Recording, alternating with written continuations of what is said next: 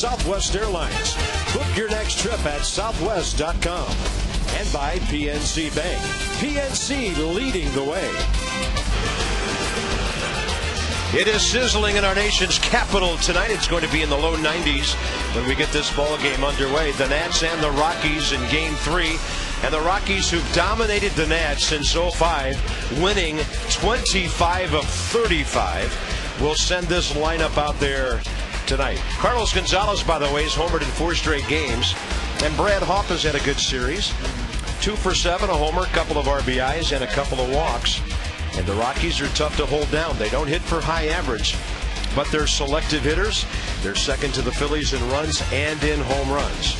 And for Garrett Mock, it'll be his 20th appearance and start number 7. And Rob Dibble, he's won his last 2 times out. Yes, he has. He has won his last 2 times out. He's throwing strikes. He's getting ahead in the count. And that's been the key to his success. Let's give you the scouting report on Mr. Mock. There is cause for applause because he's gone out there, won his last 2 starts after 4 so-so starts, pushed the envelope. This season he's been very effective in the first 2 trips through the order. 3rd trip, not so good. Got to be better in later innings and help out that bullpen, especially after last night's disaster by Ballister. And then keep it simple, stick to your game plan, and if you get a lot of runs, don't deviate. Carlos Gonzalez, 3 out of 8 in the series. We're underway, by the way, at 7:06. 91 degrees and mostly a little bit beyond partly cloudy skies right now. But it is nice to have some cloud cover. I bet those people in the upper deck and right field are glad it's cloudy. Gonzalez hitting .289, on base percentage of .350. And he's homered in 4 consecutive games and 6 of his last 8. So a week and a half ago, this guy had 2 home runs all year. Now he has 8. And they like him a lot, Rob. He's only 23 years of age. They got him in the deal with Oakland, with left-hander Greg Smith and Houston Street, their closer, for Matt Holliday.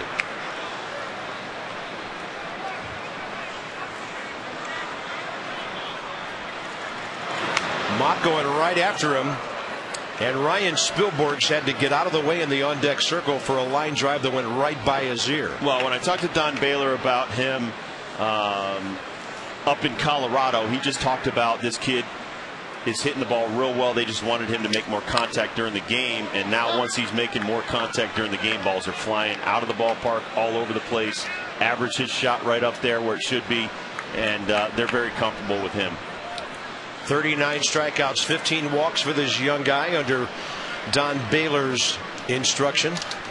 Don, an outstanding major league hitter and a former manager and a hitting coach. And a pretty good off-speed pitch by Mock to get that strikeout.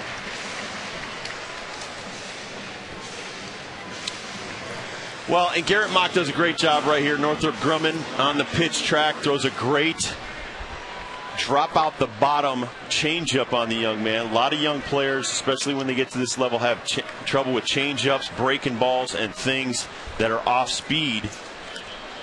One thing they can consistently hit at any level is a fastball. So I think we learned last few nights with Gonzalez, stay away from stuff that he can get extension on.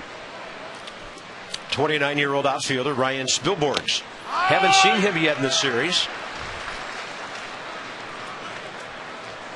6'1", 190 out of Santa Barbara, and he was a 7th-round draft choice back in 02. Mock has good stuff tonight. Quickly 0-2. 11-year veteran Hunter Wendelstedt has the plate tonight. Dana DeMuth is the crew chief. Doug Eddings at second. Brian Knight at third.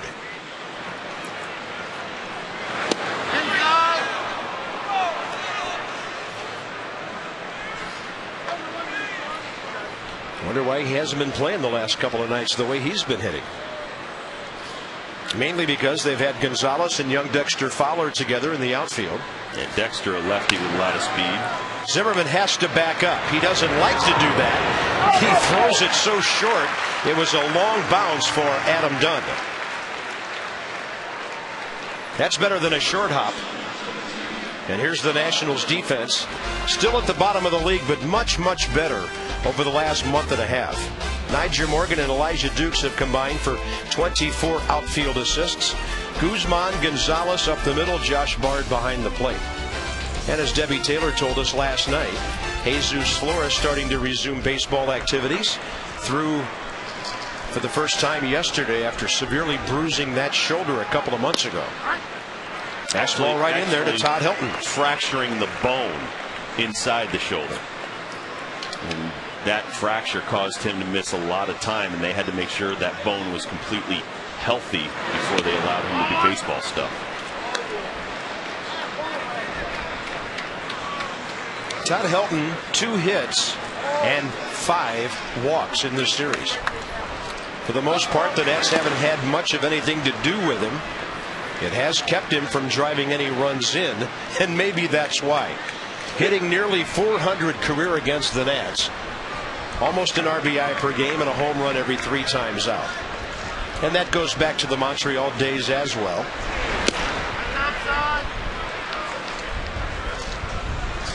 Maybe there's something to the fact that Todd Helton loves fried bologna sandwiches. He does? Yes, he does. Breakfast of champions? I think he eats them at the ballpark every day.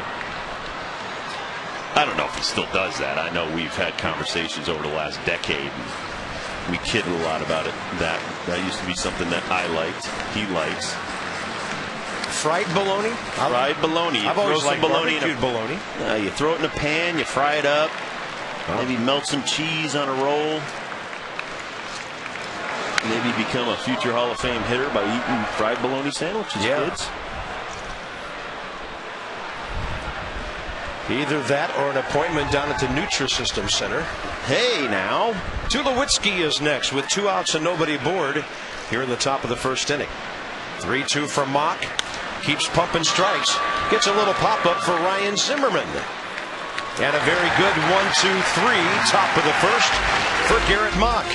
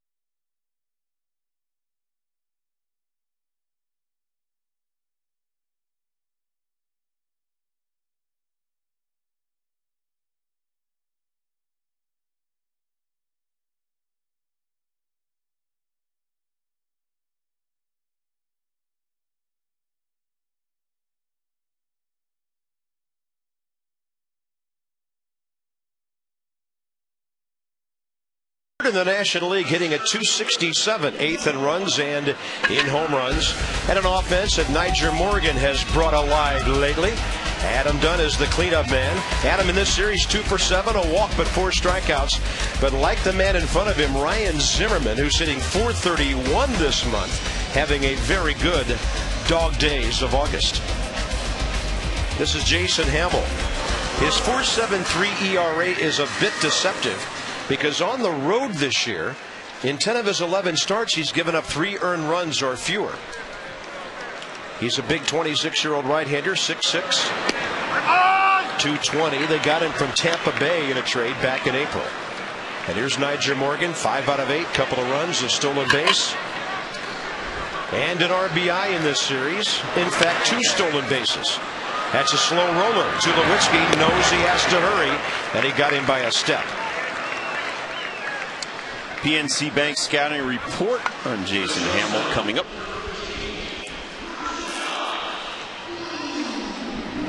prefers sea level. That means the road. He's 5-4 with a 3 ERA on the road, 267 batting average against, 379 at home, thus the 7 ERA at home.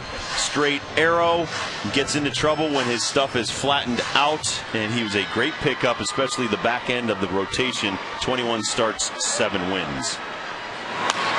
Guzman, first pitch swinging, and Clint Barmas, 2 outs.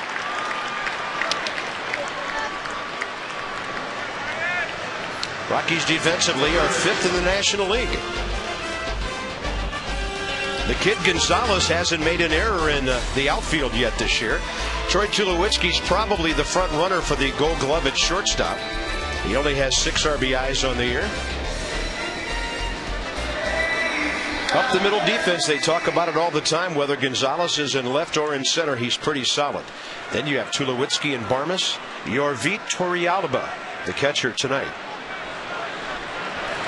Ryan Zimmerman's been on base 4 times against the Rockies. 2 hits, 2 walks, and last night drove in 2 to get his RBI total up to 80. The only batter hotter in August than Ryan Zimmerman is Minnesota's Joe Mauer. Mauer at 465, Zimmerman 431. This month he's 25 for 58. In those 21 starts, the Rockies have won 12 of those games that Hamill has started. And some high gas, a swing and a foul tip. Each pitcher gets a 1-2-3. Top of the first. Warm night, and the pitcher's looking good so far.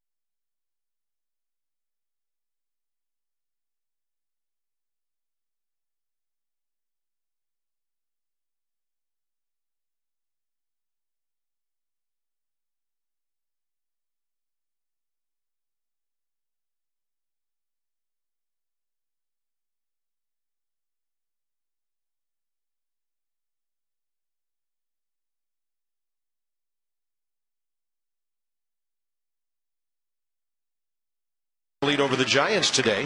They lost at Cincinnati on a walk-off homer in the bottom of the 10th. And the Rockies lead the Marlins by 3, the Braves by 4 in the National League wild card. Jim Tracy 49-25 since taking over.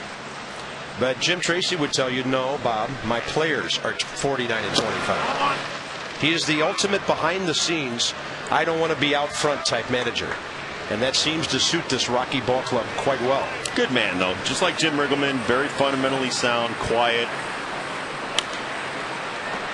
Troy Tulowitzki, if Adam Dunn takes care of this, and he does, 1 out of 8 in this series. And 4 in a row to start the game for Garrett Mock. Both managers, Bob, only get loud when they have to. And that means if you're not playing well, like the Nationals did that one night, they made 4 errors and they had a closed-door meeting to figure things out. Brad Hoff steps in.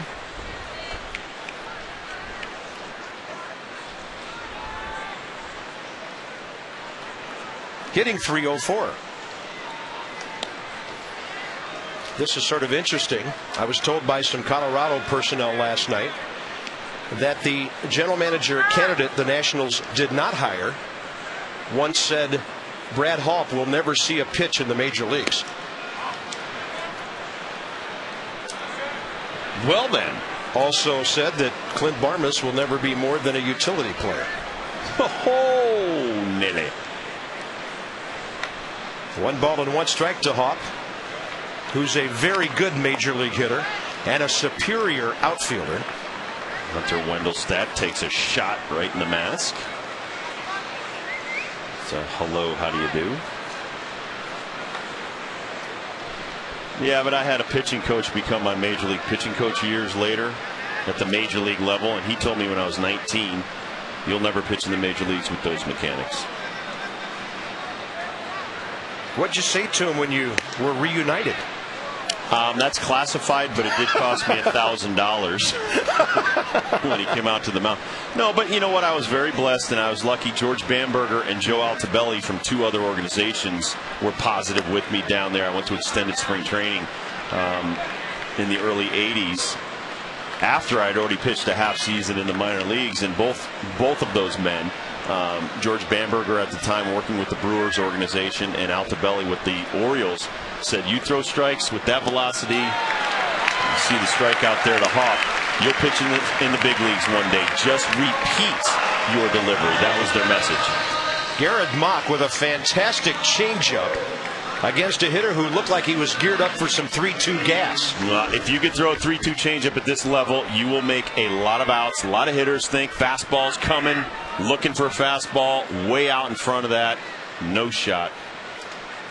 2 strikeouts for Garrett Mock, and he faces Ian Stewart.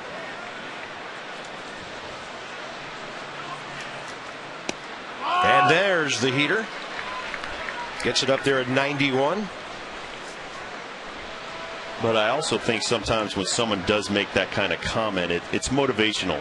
All, what's to me anyway. You're 19 years old. You've already been demoted. And then somebody on top of it says, well, your mechanics stink. Because that's not why I was there. I was there to actually work on my braking stuff to go along with the velocity. Mock has a hitter 0-2, and he throws a fastball upstairs. Ian Stewart 0 for 5 in the series, 0 for his last 7. This is a young player that's got lots of pop, but he's batting .229.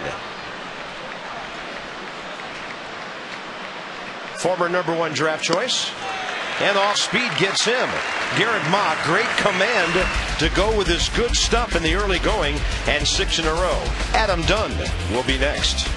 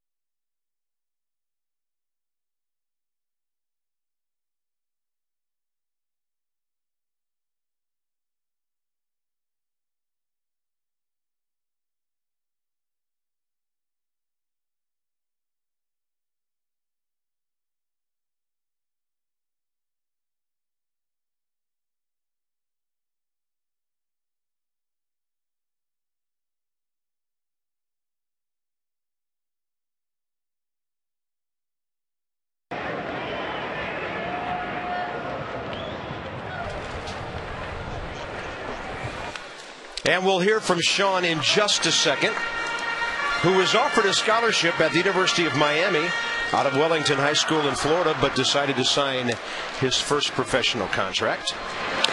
And Adam Dunn leads off in the bottom of the second. Dunn is 2 for 7 in this series with a walk, and the Rockies have struck him out 4 times.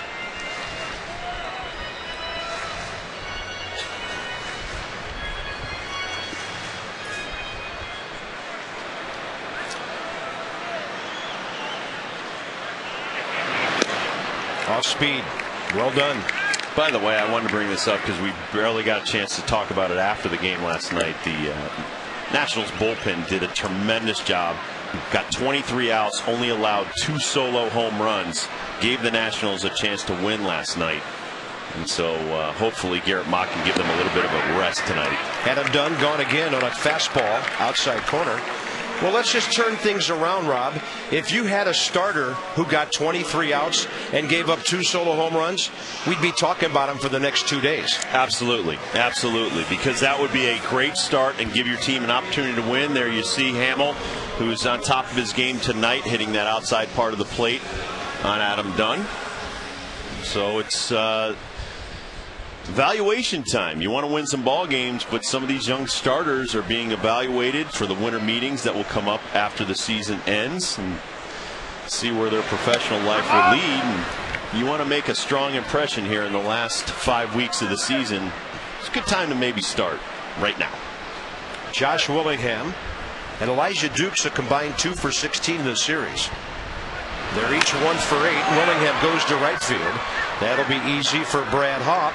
And a moment ago, Debbie Taylor started telling you about our Cover the Bases guy tonight, Sean Burnett. And Sean talks about himself and how he likes to compete. My dad, I guess, is very competitive. Like, growing up, competing against him and stuff like that. But it's just something I've had my whole life, and I've always tried to be the best I could be at whatever I did. And that's where that competitive. Growing up playing ball in the street, I always wanted to win or always wanted to be the best. So that's just the way I am, and hopefully I can pass it on to my son, because it's one of the good traits I have, and something that can be successful in life. You have to be a competitor to do what Sean did a couple of years ago. He was a starter until last season. He had made as many as 27 starts in the minor leagues in 1 year before that. Former #1 draft pick, and we'll have more on Sean. Debbie will check in with us later as well and tell you more about our Cover the Bases guy, Sean Burnett. Bases empty, 2 outs. Elijah Dukes hitting .240. And he gets under that one as the fastball overpowered him. Right field for Brad Hawk. And both pitchers setting down their first 6 batters in a hurry tonight.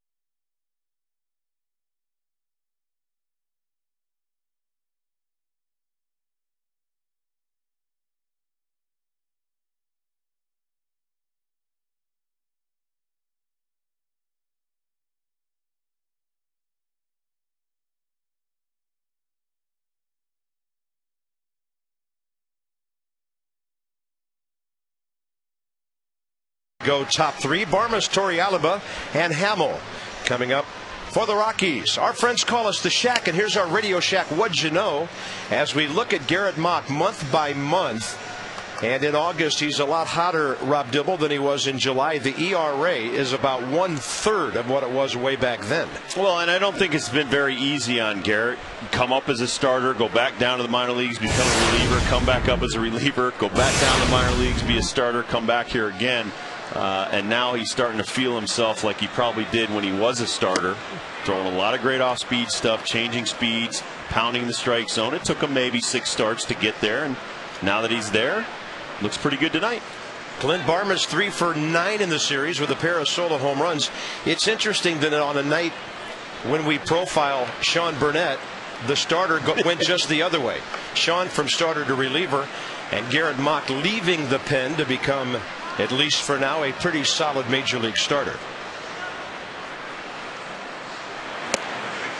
Well, and as it has been for a long part of baseball's history, a lot of starters come up from high school, college, whatever, and have to cut their teeth out of the bullpen, work themselves into the rotation.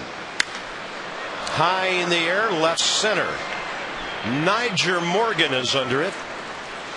Or is it Tony Plush? 1 out. I know somebody's going to glove that ball when it comes down. But the bottom line is, it's a little bit different. The talent pool maybe a little bit thinner or more shallow than it used to be. And so guys come right up. They're either relievers, they're going to be relievers, or they're going to be starters. Only guys like Jabba Chamberlain and maybe now Phil Hughes, who came up as a starter, is now in the bullpen with the Yankees. You have the kid Felix down in Texas. I just talked to their general manager, John Daniels, yesterday. He's going to be a future starter, but right now they had some problems in their bullpen, and he was brought up to kind of shore up the bullpen. So it's not easy to be a young pitcher today. Breaking ball outside to Yorvi Torrealba, 31-year-old catcher. Right now the Rockies are sort of platooning their catchers.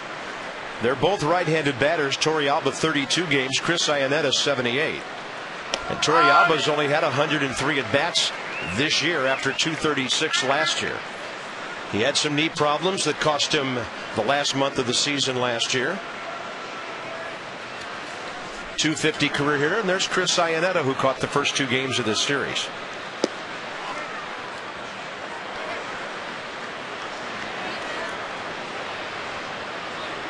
If I remember back to one of our promotional spots on Masson last year, Yorvi Torrealba was one of Johnny Holliday's favorite names.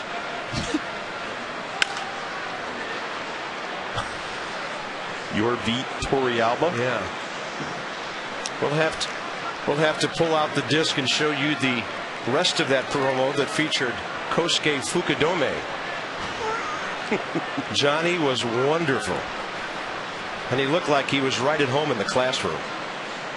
Torrealba's on a 4-game hitting streak when he does get to play. 6 for his last 15. I had a wonderful conversation with Derek Lowe of the Braves today, and he talked about pitching in Boston was like pitching in a playoff game every time he started in Fenway, and he said that's what got him ready for the postseason appearances he's made. To Hopper, Guzman, 8 in a row for Garrett Mock to start the game, and he'll face the pitcher Jason Hamill. And I can also tell you too that once you get to the major leagues, it's night and day versus the minor leagues. The adrenaline level, the more things that are going on, your head could be on a swivel, or you can concentrate and focus. And that's one of the things you have to learn at every level. Try to control your emotions and block out all the things that might grab your attention and take your focus away from your job. Hamill 4 for 33 this year. In his career, 5 for 34. I mean, normally, probably when I was a player, the ladies' night theme might have gotten my attentions away from the baseball field, but you? I'm kidding. And a big breaking ball.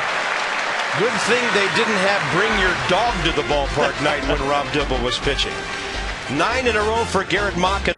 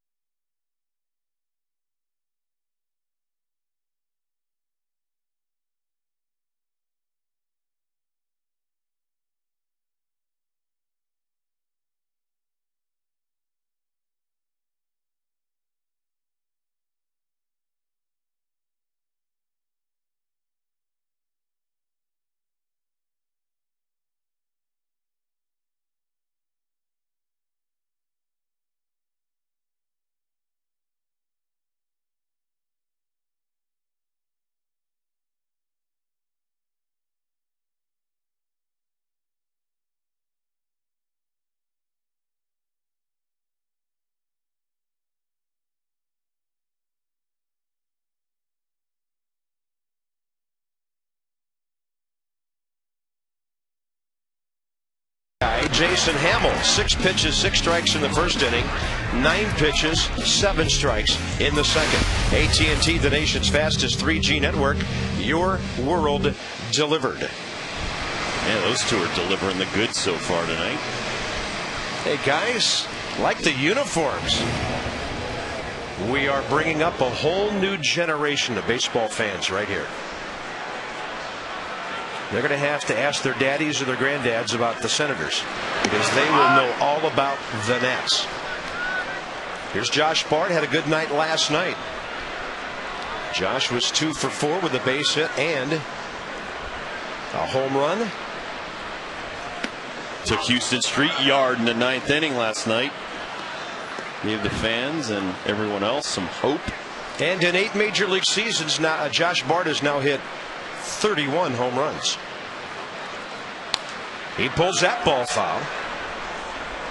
And last night it was leading off the bottom of the 9th. Unfortunately, the Nats were down by 2. That was a towering drive. Yeah, I thought they were going to give him a 2-run home run even though he didn't have anybody on base, but they don't do that in this league. Not on distance? No. That was a great way to start the ninth last night. He reaches out and hits this one hard, but Barma's very aggressive, and that's 7 straight for Jason Hamill.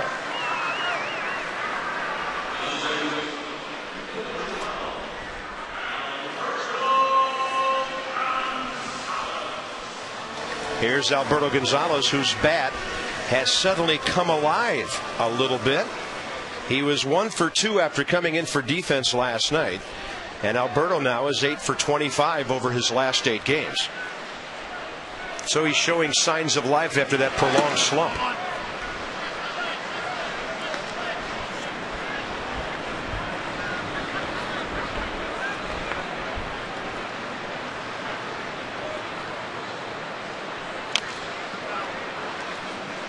One and one. Phillies have 3 early runs at home against the Diamondbacks tonight. And Arizona just scored in the top of the second.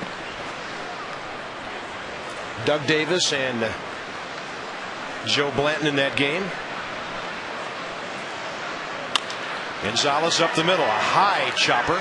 Tulowitzki had to lay back, and 2 quick outs. Now, Rob, I want to clear up something from last night. Javier and Dan from our clubhouse set me straight. Saul Rivera does indeed have his own batting helmet. He was not using one from Willie Harris, and it has a flap on each side because I had forgotten that Saul is a switch hitting pitcher. That's way too much information. First of all, who cares if he's got his own batting helmet, and who cares that he's a switch hitter? What was he, 0 for 6 coming in last night? Well, he's a 0-0-0 career hitter. Okay. But the clubhouse guys wanted me to know that they take care of guys who don't even get at bats. Come on, Javi. I've known Javi for a long time. What, a year? No, I knew him back when I was with the Marlins. Okay. So I've known him for a long, long time. Well, Garrett Mock probably has his own bats, and he's going to need another one for next time. 9 in a row for Mock, 9 in a row for Hamill. Who needs batting helmets right now?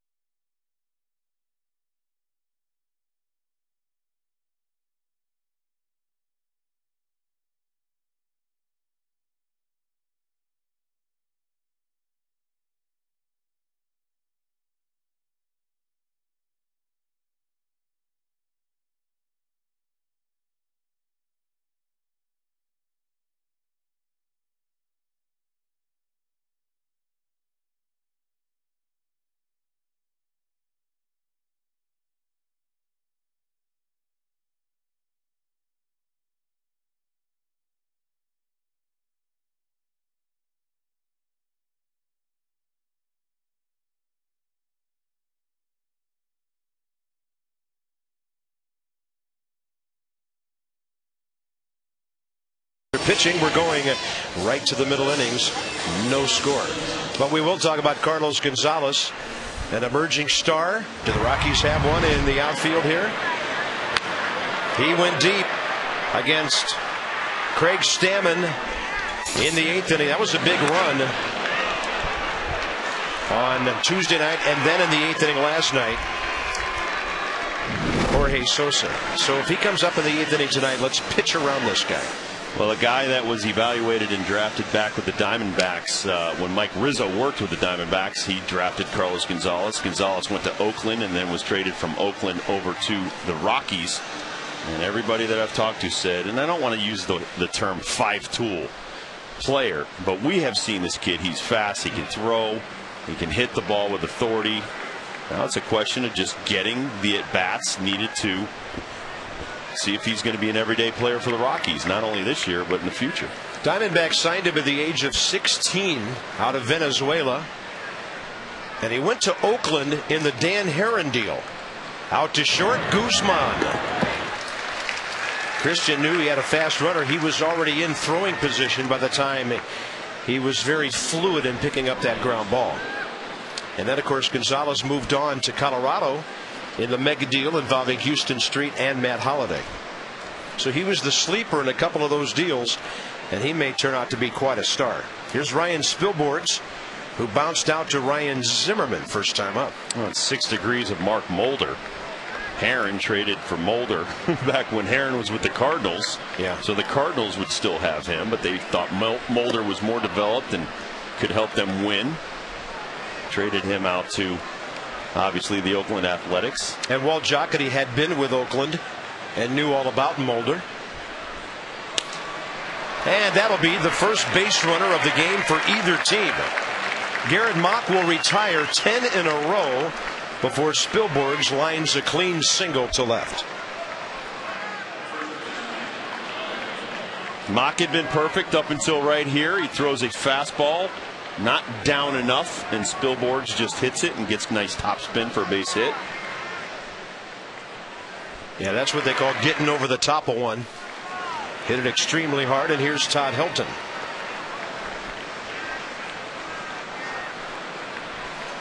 Well, go right back, make another run.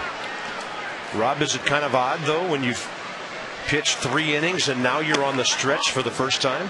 It will be a little bit awkward for the first few pitches, but one thing we used to always do with the Reds, whether it was at the major league level or the minor league level, your odd numbers, 1, 3, 5, 7, 9, you would work out of the stretch in your warm-up pitches to get you used to pitching from the stretch. I always liked it. I mean, I came out of the bullpen sometimes in the 7th and then later on in my career for a little bit in the 9th. But it's always nice to do both, to practice both and get into a habit. And I'm sure, you know, you warm up in the bullpen before the game, you do some from the stretch.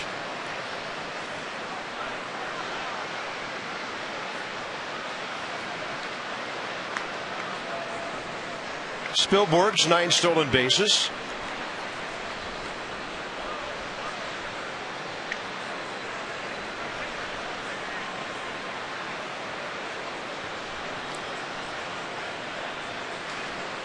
And by the way, I had Mike Rizzo on my radio show today after he was announced as the new general manager and senior vice president in charge of player development.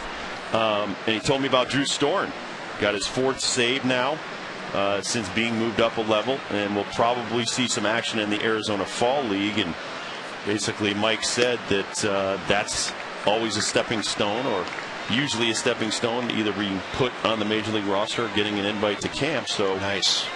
You know, we talked about getting in a uniform, playing pro baseball, and starting to develop and climb levels. And it's sad that a guy like Aaron Crow, who he compared Storen to Crow last year to this year, you know, if you don't sign, you can't make it to the big leagues.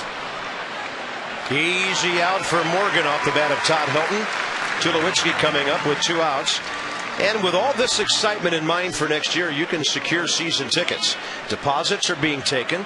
202-675-NETS. You can enjoy guaranteed seating, savings on your ticket prices, of course, much cheaper than single game prices, discounts on merchandise, access to exclusive events, and a whole lot more. Place your deposit now. Become a citizen of Natstown. Exclusive events like this Saturday, when we'll have a picnic in the park for our season ticket holders on Saturday afternoon prior to the Nats game with Milwaukee. Here's Tulowitzki, who fouled out to Adam Dunn first time. And over that way, but this one is way out of play. General Manager Mike Rizzo also said that Steven Strasburg, they would like to get him 35 to 50 innings combined before spring training, either in the Instructional League and Arizona Fall League. If that's the way things go for Steven Strasburg, who has not pitched competitively since May.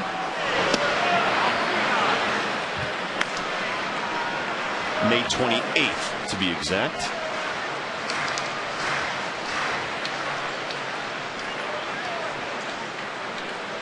Yeah, getting real close to 3 months without competition.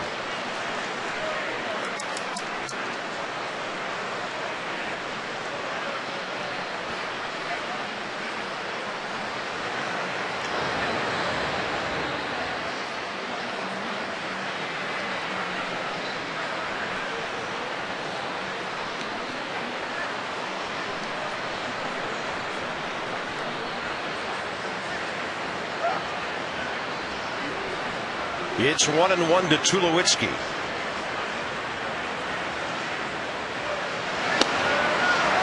Man, he's been real close on all 3 of these pitches. And the count's 2-1. Garrett's thrown a lot of strikes. He's around the strike zone, and it's repeating your delivery we talk about. This is not a full stretch windup. It's a little stutter step. Got to get the ball to the catcher in less than 1.2 seconds to give Bard an opportunity to throw out the base runner. Beautiful work by the Exmo camera. Target on the corner. There it is. And the count's 2-2. Well, and that's that two-seam sinker that you fire at the left-handed batter's box and try to ride back across the plate. Pitch track will show it here. Northrop Grumman comes back across for a strike.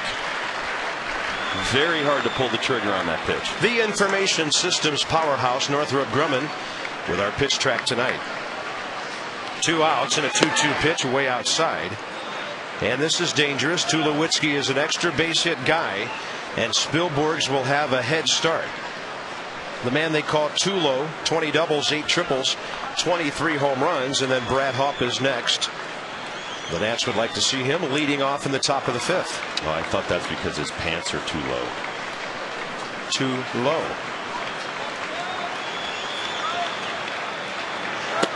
Change up. 2 on, 2 out. Well, he's in the middle of the second trip through the lineup, and now they've seen that changeup an awful lot. They recognize it early enough. They're not going to swing. Struck a couple of guys out on the 3-2 changeup earlier. There you see. Goes up, and third time it explodes. Wow, that's not what you want to see. Both starters so far against us from the Rockies. Third trip through. Batting averages in the 230s. Here's Brad Hawpe, who struck out first time. Mock threw him a 3-2 changeup. So Hawpe sees something pretty hard. 89, not Mock's hardest fastball. And he was pumping on the first one. Well, and hopefully, as you're taking in stuff and digesting and learning all of the different pitchers, Aaron Harang was a great teacher when we faced the Reds a few days ago. He was changing speeds on his fastball. He had maybe 3 or 4 different speeds. That's 3 or 4 different pitches for you off of one pitch.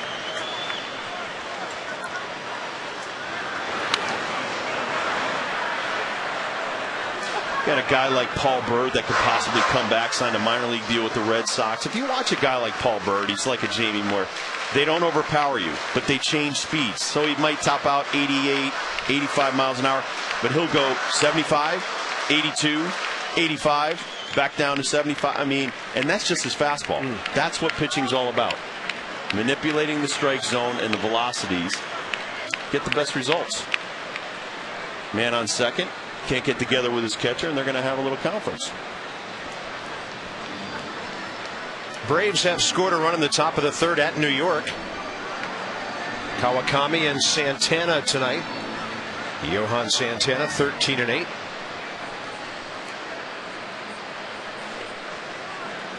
Braves are 1 game back of the Marlins, and they trail the Phillies by 5.5. Marlins at Houston shortly. They're throwing Josh Johnson tonight. And the 0-2. Mock goes right after Hawk. Really jammed him.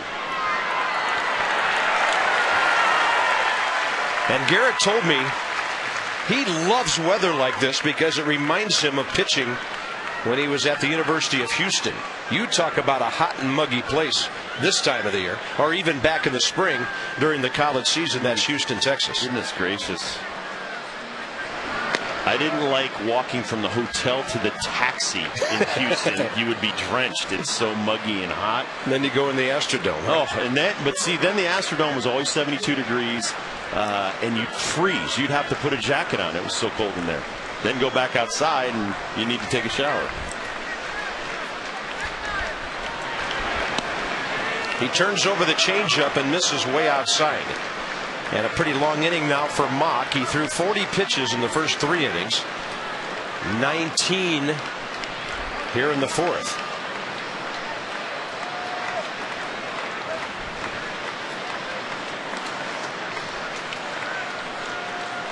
Rockies have 2 aboard with 2 outs. Hawk has 72 RBIs. He goes soft again, and the count's full. Oh, and Bard was squeezing the ball between his legs. Almost squirted to the backstop. Steve McCaddy, Jim Riggleman. I don't think you need to say a whole lot about the expressions on their faces. Interesting pitch coming up here. Got him on a changeup first time. He goes hard and inside for the foul ball there. Well, the thing by working another full count here with 2 outs, the runner's now in motion, so a base hit or something deep into the gap could score 2 runs.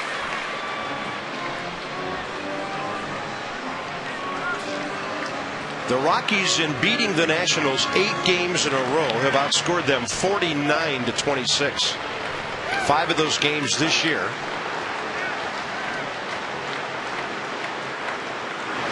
And he went soft again and struck him out. 5 strikeouts for Garrett Mock. He was able to make the big pitch when he needed.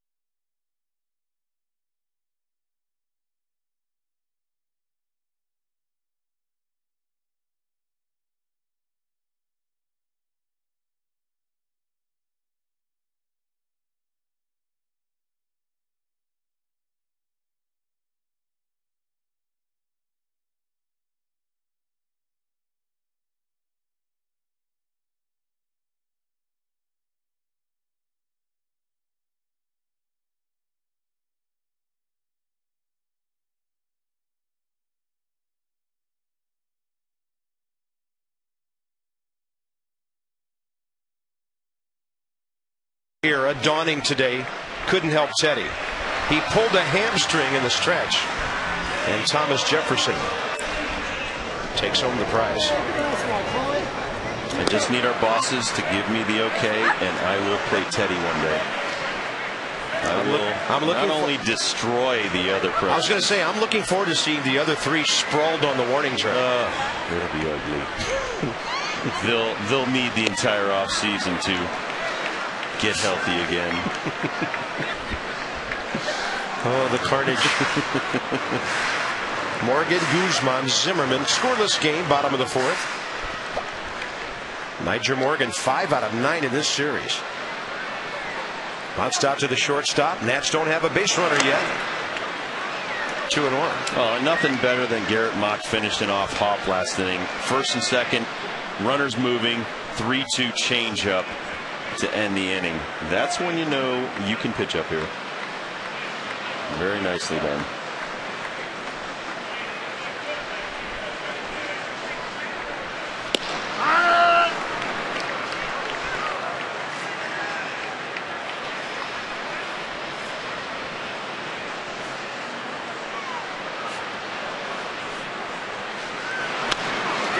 Morgan to the right side.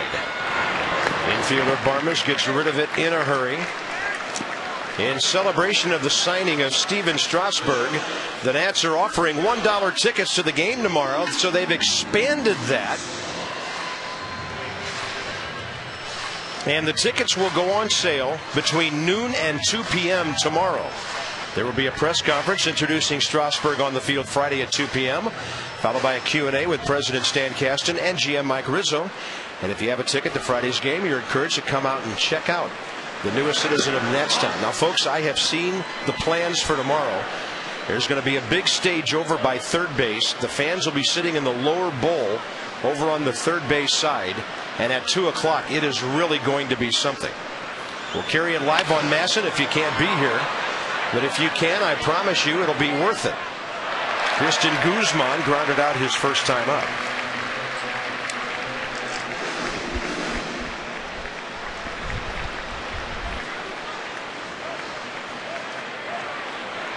Six ground ball outs by Hamill against the first 10 batters.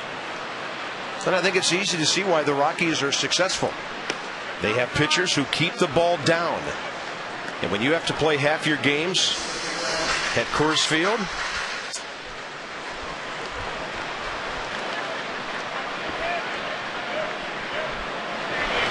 Guzman on a pitch up, and he'll be overpowered and fly out easily. The Rockies are 9 games over 500 at home this year, 32-23. Jason Marquis was masterful last night.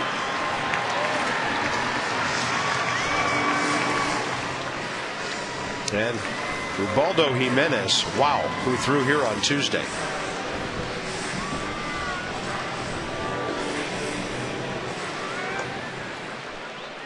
Rockies are going home after this.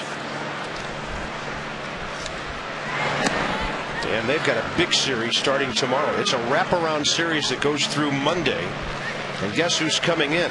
The Giants, who trail them right now by a game and a half in the wild card race. Yeah, but how about the Rockies are starting to reel in the Dodgers? And they are. In the NL West. 3.5 today at the start. 3.5 behind the Dodgers. Yeah, the Dodgers just lost a series at home, 2 out of 3 to St. Louis.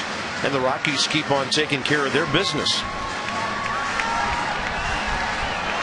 Wild card race. Giants lost today.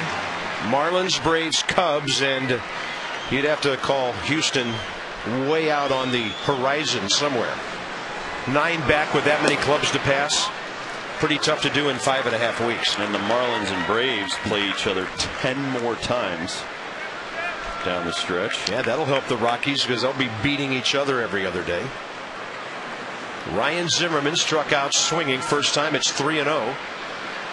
You would think the green light's on for a fastball here. He'll take it high.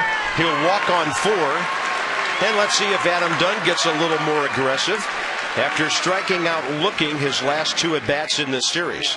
The Nats finally get their first base runner.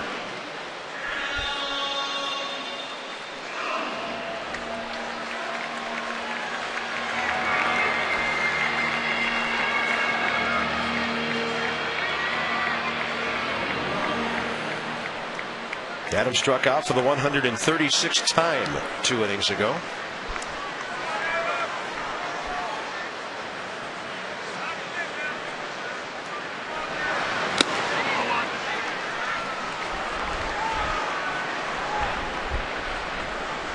Torrealba and Hamill. Just beyond the 8 o'clock hour on a very warm and muggy night in our nation's capital. Nationals Park, where the Nats are 26-35 this year. Bob Carpenter, Rob Dibble, and Debbie Taylor here on Masson 2.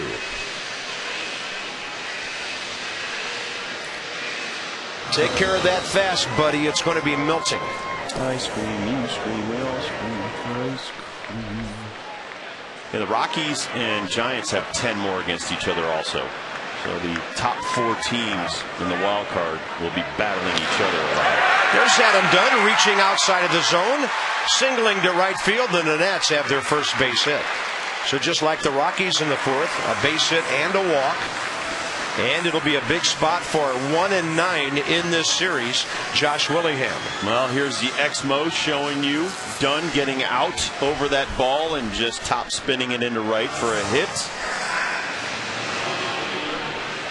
So Adam Dunn getting on the board here with a knock. Now it's up to Josh Willingham to get a big 2-out hit to put the Nationals up on the scoreboard. It says hammer time on the scoreboard here. No way. They're catching on to the hammer. So the big hoss gets a knock. Now it's up to the hammer to bring them in.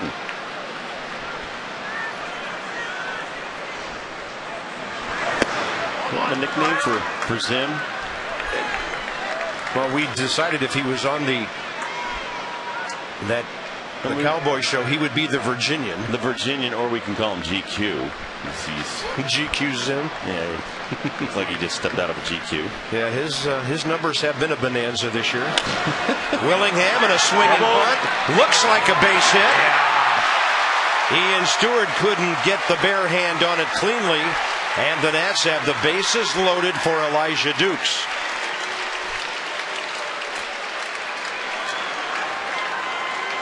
Well, don't hurt him, Hammer. Everybody's back because they know the power, and then he gets a swinging bunt right here, and now he's got to get out of there lickety split. And no, Ian Stewart cannot come up with that one. Although last night the Rockies' defense was ridiculously good.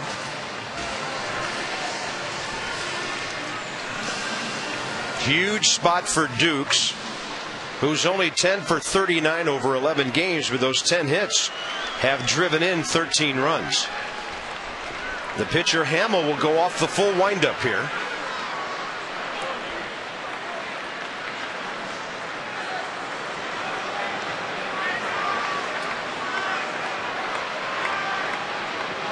You don't mind seeing that from a pitcher if you're the guys behind him or in his dugout. That shows that he has a singular focus, and that's not worrying about the base runners, but just the hitter. Well, but the base runners should be able to get bigger leads. And if Nigel Morgan was on third, he'd be probably 3/4 of the way down the third base line trying to disrupt the pitcher and maybe possibly force a balk. Elijah Dukes. Heartbreaking ball, couldn't reach it. 1 ball, 1 strike.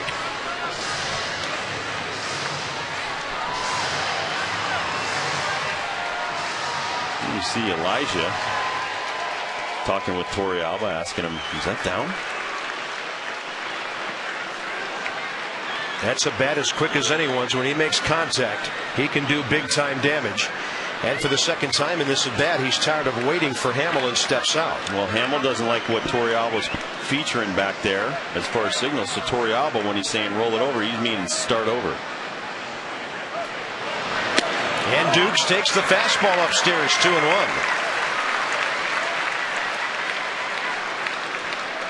They get Dukes out by getting ahead of him and then giving him heartbreaking stuff away. Now that they're behind with the bases loaded, this next pitch, maybe the next one after that will be really interesting.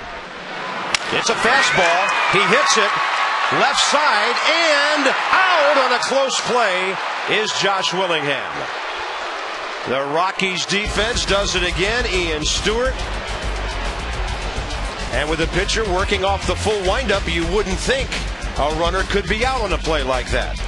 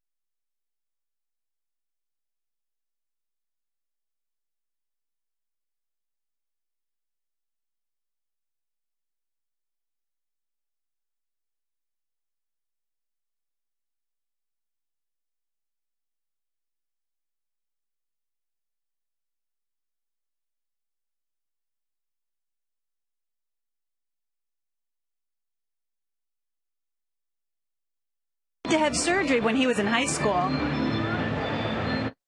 Being 17 and having your dad go to surgery like that, it put things in perspective. The draft is right around the corner, so I had a lot of things going on in my life, but all that was on the back burner compared to my dad and my family, and fortunately everything was fine and everything worked out good. And Rich is a familiar face here at Nationals Park. He comes to a lot of games, and Sean wears a tattoo on his back that says "Against all odds" to keep things in perspective. Bob? Well, Debbie, that was back in 2000. Sean became the 16th overall player taken, the Pirates' first-round selection. Top of the 5th inning. What an outstanding play by Ian Stewart to keep this a scoreless game. Oh, he's got the old left-handed thing going from the golf side. Fish. Well, Dunedin, Florida. Bill Dance.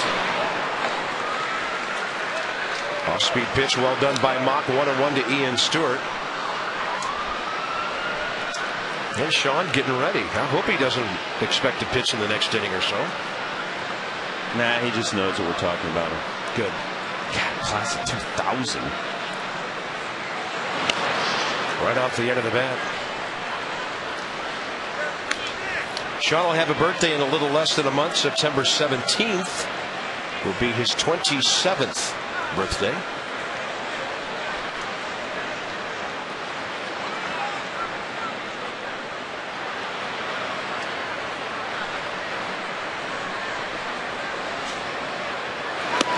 High gas from Garrett Mock, and he blows away Ian Stewart.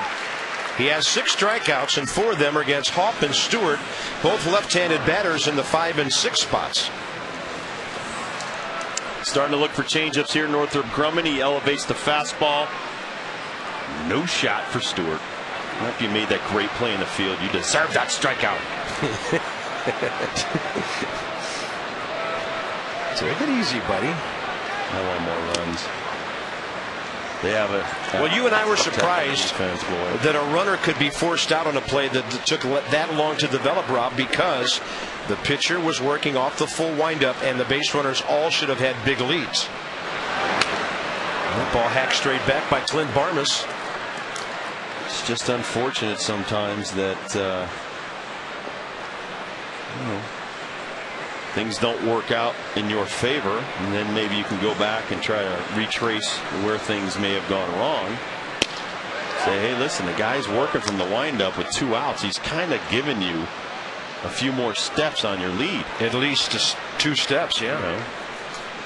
And that play was bang bang. 2 balls and a strike. And Mock misses well inside to the number 7 hitter. Clint Barmas 3 for 10 with a pair of solo homers in this series.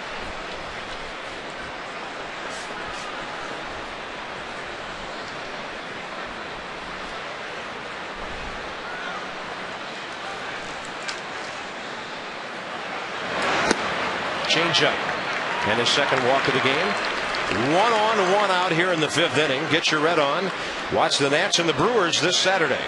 Get here early. First 15,000 fans receive the free Frank Howard bobblehead. It'll complete the collector's set. It's all brought to you by PNC Bank.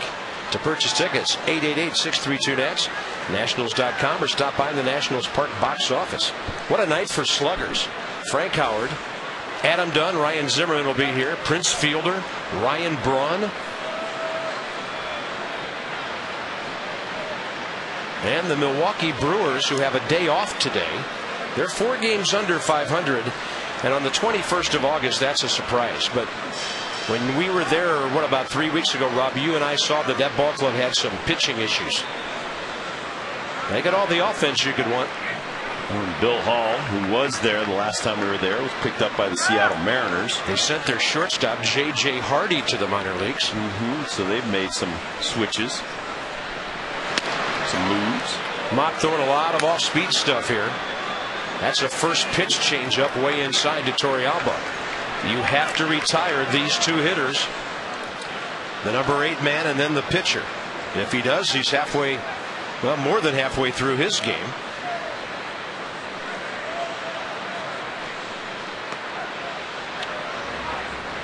Joe Blanton just gave up 2 runs. Diamondbacks still batting top of the 4th inning, and they've tied the Phillies up north of us 3-3. And the Braves have scored again. They lead 3-1 at New York. Brian McCann's at number 15. He homered last night.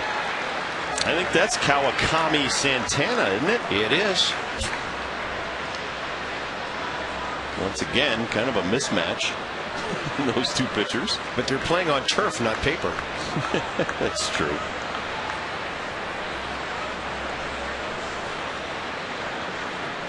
One-on-one to Torrealba. Oh, that's a good breaking ball, but it just stayed high. 2-1. He had the hitter buckling. Well, let's see from our pitch track right there. They get nipped the top of the pitch track box. Yeah, it could have been called a strike. I don't know. That's a pretty good pitch. I mean, that didn't even make it to the bottom of the letters, and that's considered high.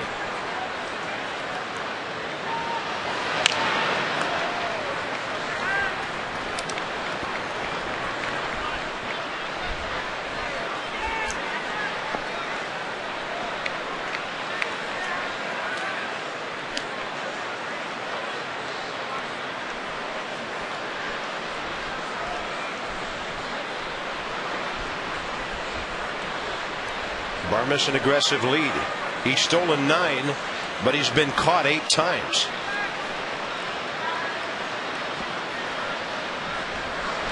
Holding on a 2-2, and Mock goes long in the count again. As I mentioned earlier, this is a catcher who came in with only 103 at bats. Mock's had the strikeout touch going lately, better than 1 per inning.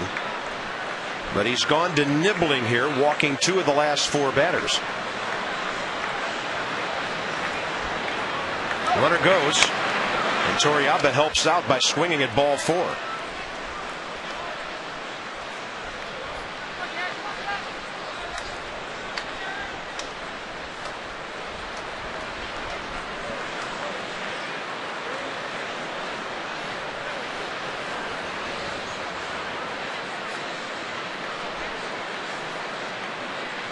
Once again, the Rockies far fewer pitches to get their job done than the young Nats.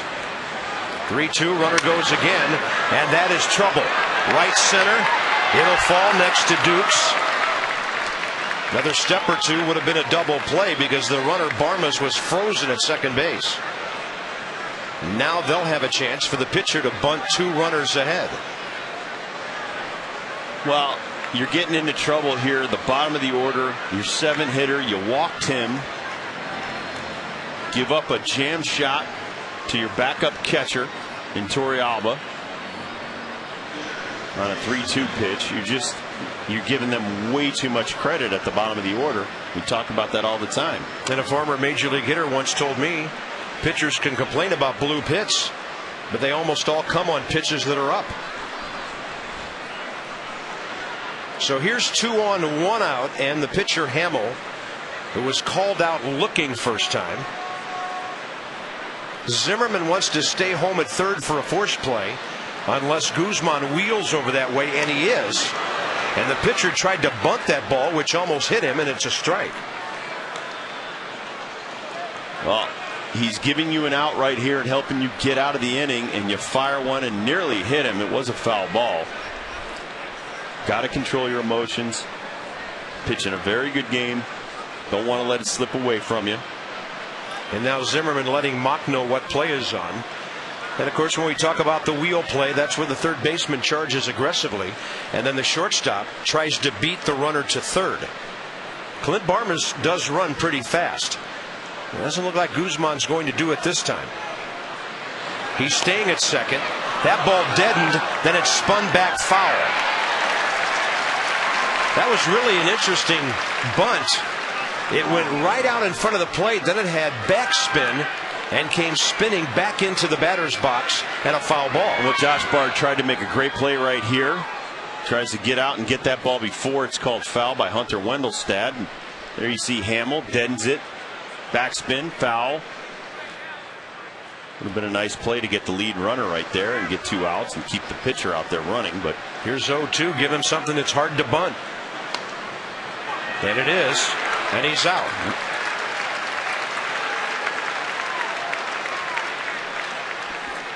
Seven strikeouts for Garrett Mock. Good breaking ball right here by Mock, going down. Hamill has to make some contact, and that's a long way for a 6'6" guy to reach with his bat. It's now Carlos Gonzalez with 2 outs, 2 on. One of the things they teach you is to try to bunt a strike. That was not a strike, going out of the strike zone into the dirt. Gonzalez with a strikeout and a ground ball to short. Garrett Mock's only given up 2 hits. But the walks in each of the last 2 innings. Lots of base runners, 2 straight innings of stress. And his pitch count is up in the low 80s now.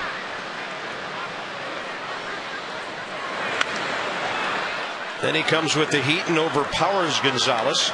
Strike 2.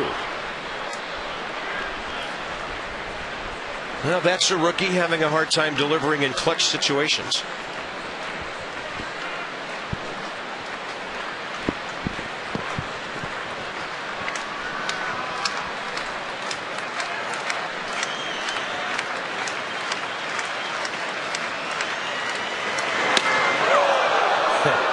Up and in, down he went on a 90-mile-an-hour fastball. More importantly, this is an 0-2 pitch, and he doesn't throw it anywhere near the strike zone, and at the same time gets a beautiful effect on Gonzalez that you desire. And the logical thing here would be change up, down and away. Let's see how he follows it up. It's a change up, down. It looked like a swing and a miss, and the batter is out. It took Hunter Wendelstedt a while to decide, and Jim Tracy wants to know why. The manager is out of the dugout. Now wait a minute, maybe the inning is not over. Well, they're saying foul ball now. They're going to change their mind after some real uncertainty by the home plate umpire. Jim Tracy out of the dugout in a hurry, and now Jim Riggleman wants to know what's going on. Hunter Wendelstedt is evidently showing him the ball where it was hit by the bat. And this is not it hit the ground. A casual conversation.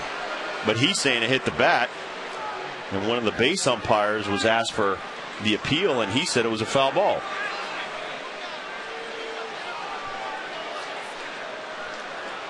Jim Riggleman is angry. Well, he should be, because I think this is a strikeout. I don't think that Gonzalez is anywhere near fouling this ball off. Here's the X-Mo. Let's see where the ball hits. Yeah, he's nowhere near hitting it. The mark is made from the ground. He's out.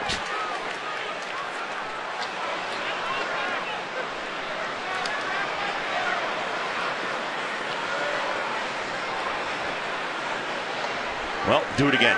1-2 pitch, same as the 0-2 pitch. You set him up on the inside fastball 0-2. Well, you got another good changeup in there.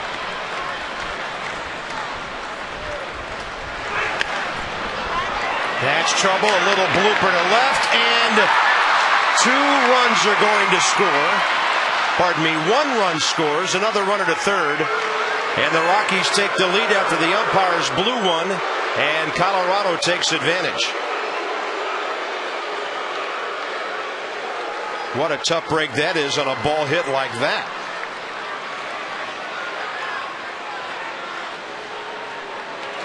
Well, after the 0-2 changeup that they said was a fouled ball, he comes back with a fastball, jams him, and Gonzalez gets a double.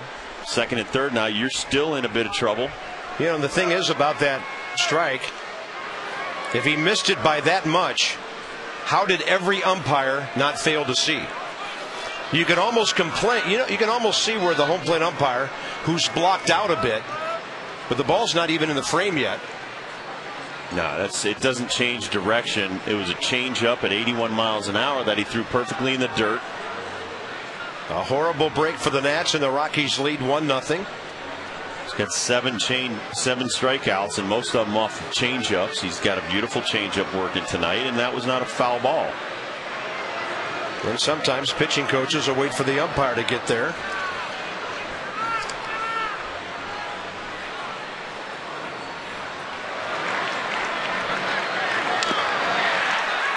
That was the sound of the ball hitting the ground into Josh Bard's mitt. Ryan Spilborg's the batter. And now runners at second and third.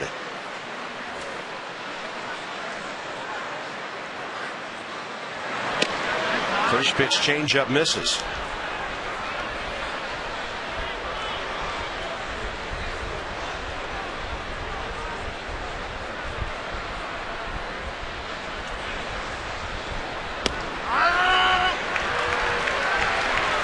Well, the Nats have had their moments with Hunter Wendelstedt over the last couple of years. He's the man who kicked John Lannon out of his major league debut in Philadelphia.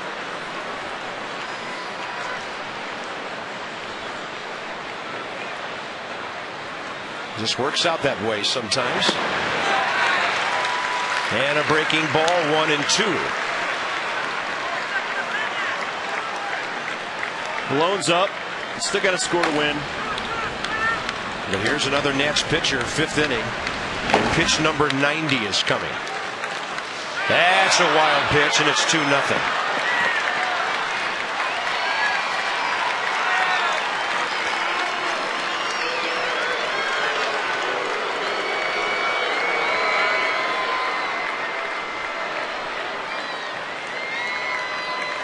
Well, you're way ahead of the hitter. You don't need a perfect breaking ball. He overthrows the breaking ball. It goes right up Bard's equipment and over his head.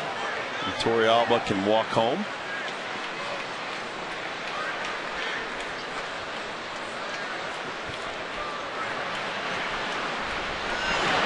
And a breaking ball for the strikeout, we think. Top of the fifth inning is over. The Rockies on 2 hits, a walk, and a wild pitch. And a missed call, lead 2-0.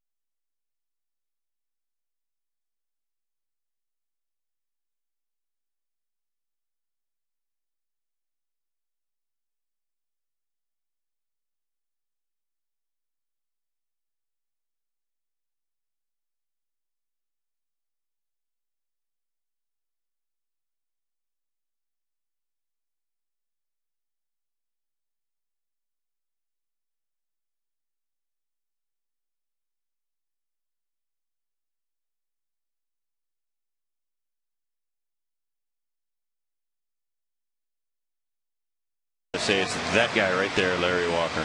Larry Walker, the Canadian. Larry Walker. Yeah, he was a batting champion. Todd Helton's been a batting champ. Didn't he hit like 372 one year, something like that? Something crazy. Boy, and Larry Walker, if you brought up Coors Field, he would really get mad. Why? As a reason for good hitting. Oh, really? He didn't like that criticism at all. Yeah, you play half your games at Coors.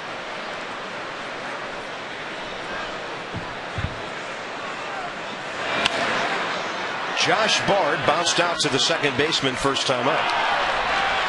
On a night we're covering the bases with Sean Burnett, he could be the Nats' new pitcher in the 6th inning.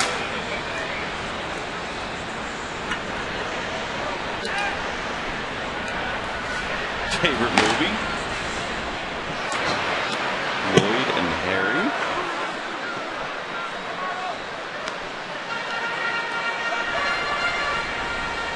Family Guy. Brian, Stewie. Is there anything about cinema or TV you do not know? I'm a product of, what is it, the X generation? Is that what they call us? Gen X? Josh Bard gets jammed. I don't know where I belong. I think I'm too young to be a baby boomer and too old to be a Gen Xer. That's all right. You're good right where you're at. We got to get you on the Twitter page though. And I really don't know what to do now because my phone started working again today. So who knows? Here's Alberto Gonzalez.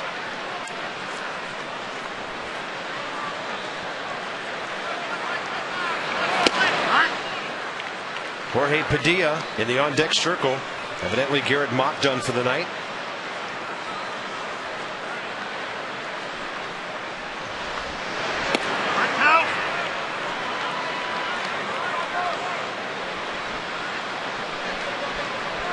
Rockies 2, Nationals nothing. Jason Hamill pitching well. Only one clean single on him tonight. That was by Adam Dunn. That baby bounced way out in front of home plate. You were right. 379 on Larry Walker, 372 on Helton, 370 on Galarraga. Then Larry Walker again, 366, 363. Wow. Helton, 358, 350 on Walker. Wow. 379. Well, that was higher than I thought. I had the 372, but that was Todd Helton the year he won a batting title. And it was an interesting dynamic in Colorado as Larry Walker's time came to an end and then Todd Helton's time was just beginning. There seemed to be some sort of obsession out there about, well, this was Larry's team and now it's becoming Todd's team. I thought the team belonged to the fans and the owners, but evidently players figuring prominently. Gonzalez lines out hard to right. And 2 outs, bases empty. Jorge Padilla will be the pinch hitter for the Nationals here in the bottom of the 5th. We're at Nationals Park on a Thursday night of Nats Rockies baseball. Bob, Rob, and Debbie. And a 2-0 Colorado lead here.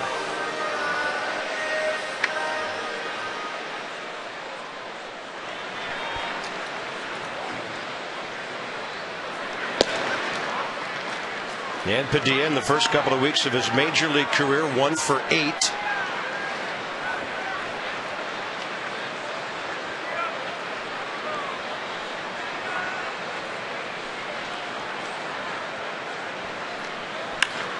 Hard hit, third base. Rockies Ian Stewart, and he got him. This team is playing unbelievable defense against the Nats right now. That's a fast base runner, and Ian Stewart doesn't even play every day over there. A great pick and a very strong finish.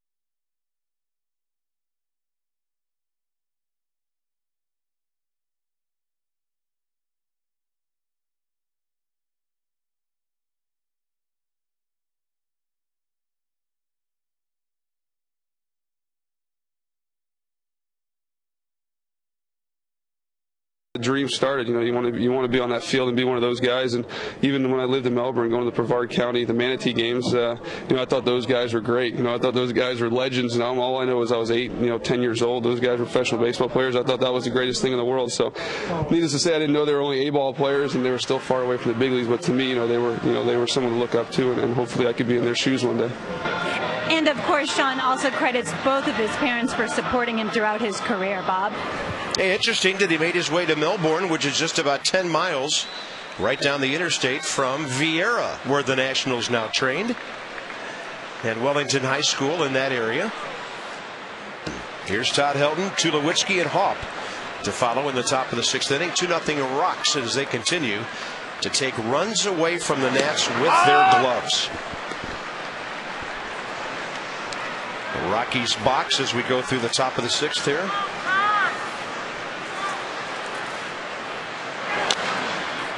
And a little tapper. Charged by Bard. Plenty of time. And he gets Todd Helton. It's kind of unusual. The Pittsburgh Pirates are still the highest rated defensive team in the league, tied with the Phillies. Then come the Dodgers, the Astros, and then Colorado. We have seen all of those ball clubs, and I don't think anybody has played the Nats better defensively than the Rockies. Their infield is just spectacular. They gobble up stuff. They dive. They can throw from the seat of their pants. They've done some things against us the last 3 days. Troy Tulowitzki 0 for 1 with a walk tonight. So Garrett Mock, 5 innings, 2 runs on only 3 hits, 2 walks. It's a pretty good line. No, it's a very good line. 8 strikeouts, but the pitch count 91. And Rob, hopefully there will be a day when Garrett can get through 7 innings with a similar line. 91 pitches, 56 strikes. Well, we talked about the second and third trip through, not just for Garrett Mock, but a lot of our starters have trouble the second and third trip through the lineup, and that's just making adjustments. Guzman takes care of Tulowitzki. Sean Burnett in the 2000 draft, the Pirates' #1 pick. Born in Dunedin, made his major league debut just over 5 years ago with the Bucks in a 4.43 ERA. Learned a lot of his mechanics from watching videotape of Tom Glavine, who's won over 300 games at this level. Pretty good guy to pattern yourself after.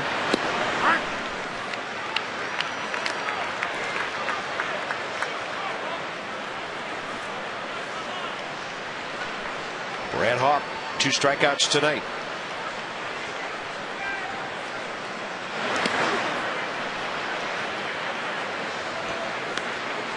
Sean Burnett doesn't pitch at this stage of a game very often. He's usually a later guy.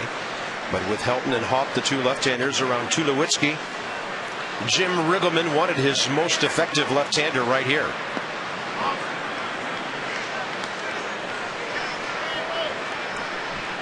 Phillies have scored to retake the lead 4-3 against Arizona.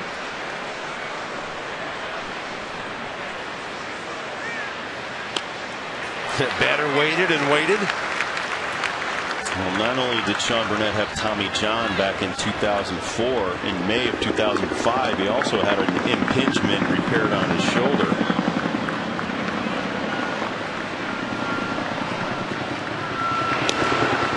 Pretty good zip on that heater, 92, and he just missed.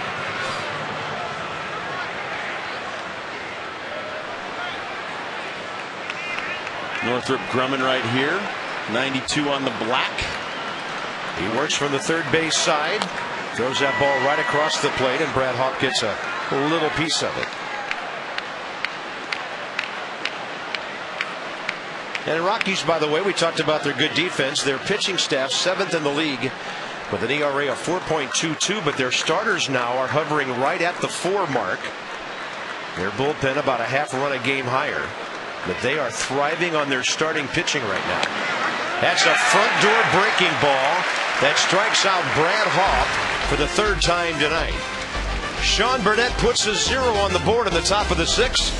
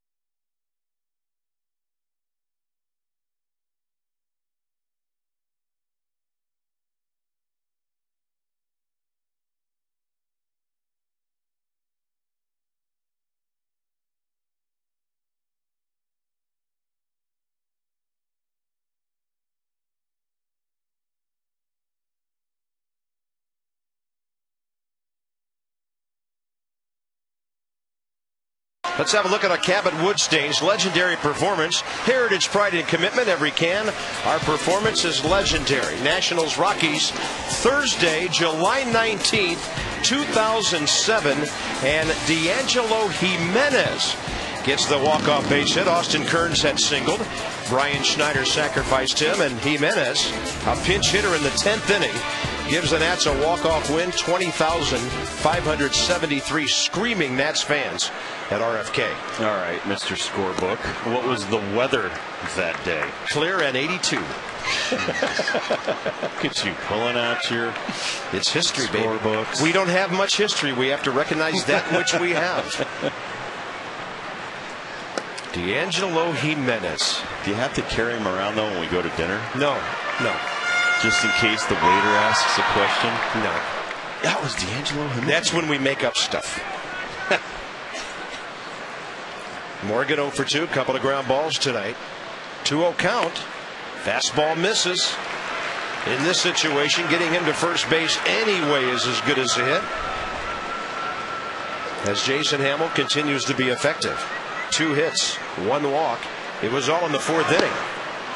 And now the Nats have their leadoff man on for the first time tonight. Join us here at the ballpark for the weekend. Our first ladies will have their 3rd annual back-to-school drive. You can drop off new school supplies at the center field gate from the opening of the gates through the 4th inning. All of them donated to D.C. Public Schools. 202-675-NAS or visit nationals.com. Our kids here in the District of Columbia go back to school next Monday. I got a tip for you kids that are listening. Bring your teacher an apple. Does that still work? Still works. Really? Sucking up is very acceptable. I got the nod from the teacher. Mrs. Dibble nods in agreement. I guess I would have thought by 2009 something more sophisticated, like an iPod Shuffle or something. If you can afford an iPod Shuffle, yeah, or bring that to your teacher, or a granola bar. Granola bar. Got to be healthy though, right? Nutritious, yes. Okay. A nutritious snack. No candy apples. Ooh, they had Morgan leaning a bit. Niger has been caught 17 times this year, but he's second in the league with 40 steals. Michael Bourne of the Phillies 46. That was a headlong dive. Most base stealers like to get off, so they have to dive back. That means they're getting a decent lead. And Morgan likes to run when Guzman's batting left-handed. It's one more thing close to the right arm of the catcher. Torrealba, by the way, this year only 3 for 25 against opposing base runners.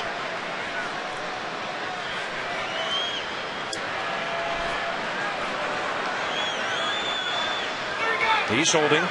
Guzman takes a high strike.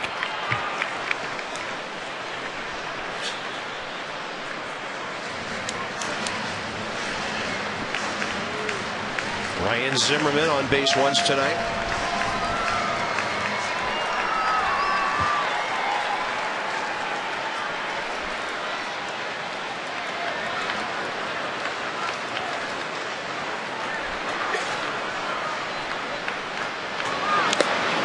That's a swing and a foul, and the count 0-2.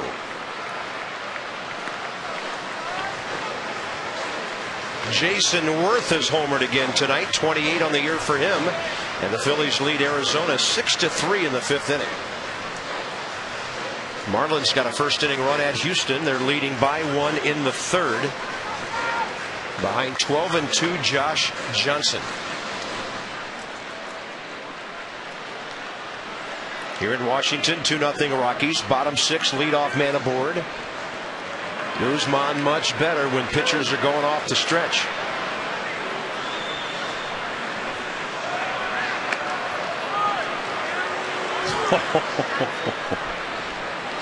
There's the old Statue of Liberty play with Todd Helton. Faking the throw? Faking the throw. Morgan's front foot is a little further out than it was before. He's right even with the cut of that grass. He's holding. Off-speed pitch. And a changeup makes it 1-2.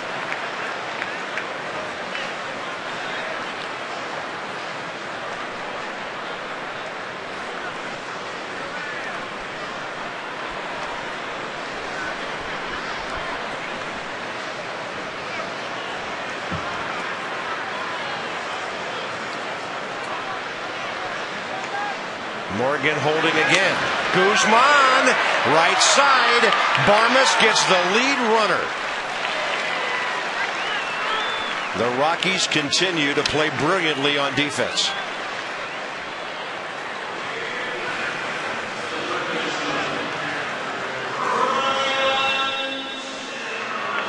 Guzman takes an outside pitch. He grounds it to second base. Barmes, you see him sliding to stop his momentum. And a very solid throw to get the fast Nyjer Morgan going into second base.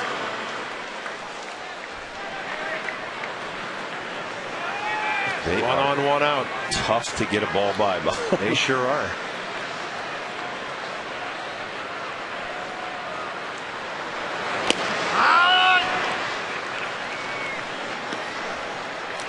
Ryan in this series 2 for 8, 3 walks, 2 RBIs.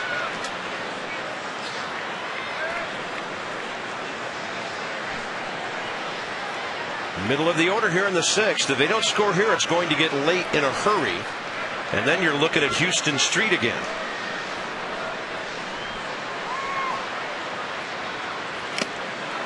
On a pitch up and in, Ryan foul tipped it.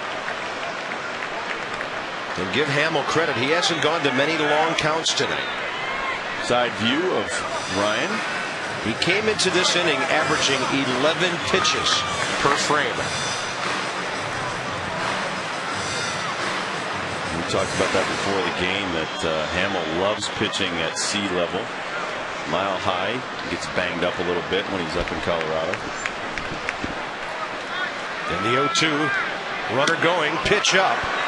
And Guzman is in there, hands first, with his 4th steal of the year in 9 attempts. And that's a good strategic move, Rob, by Jim Riggleman, because he knows Ryan Zimmerman has bounced into 18 double plays this year. Well, we're having trouble getting guys to second base tonight. Torrealba makes a strong throw, but the great jump by Christian Guzman. There you see the Exmo play at the finish. Great jump by Christian Guzman. Doesn't steal a lot of bases like he used to, but still has wonderful speed. Steal a base when you need it. I mean, even Albert Pujols last night in that Dodger game, stealing bases.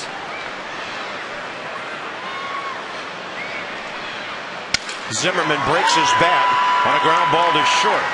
Tulowitzki looked at the runner for 1 step and then threw out the hitter. So Guzman's at third base with 2 outs for Adam Dunn.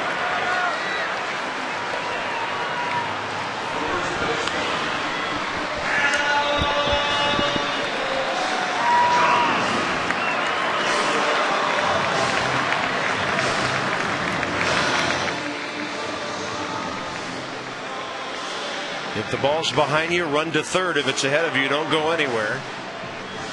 And Guzman did get the Nats 90 more feet. Adam Dunn singled to right field last time. They do have the shift on here. And if he hits the ball up the middle or is late for one, he has a big chance of a ground ball hit. That's outside.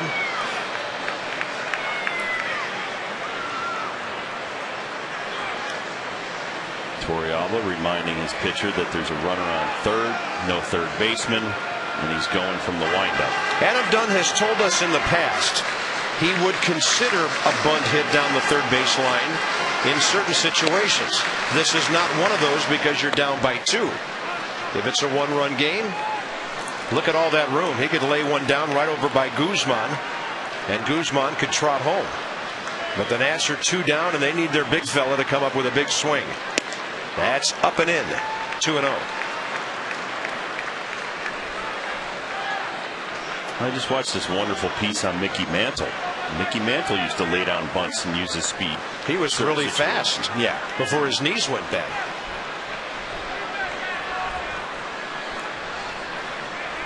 You got a guy that's only allowed 2 hits. Maybe take the bunt. Yeah. As legend has it, a sprinkler head in the outfield at Yankee Stadium was the culprit that eventually ruined Mickey Mantle's knee. He was as fast and as strong as anybody who's ever played this game. And he was just a country boy from Oklahoma. Yep. Little town called Commerce.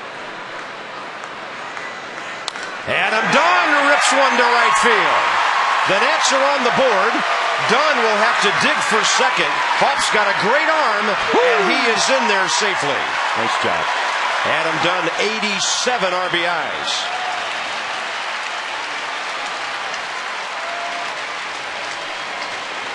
Well, maybe Hamill is tiring a little bit. It's only a 72nd pitch. Doesn't hit his spot. You saw Torrealba setting up inside. It was down the middle. And Haas gets a huge double right there with 2 outs. His 57th extra base hit of the year. 7th most in the National League. I think Bob Apodaca is just reading him the riot act. You have first and second base open with 2 outs, and you feed one of the most dangerous hitters in our lineup a pretty fat fastball. Here's Josh Willingham.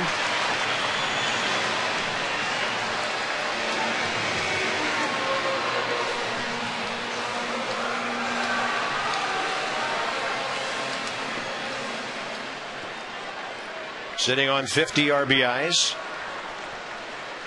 Outfield just about dead straight away.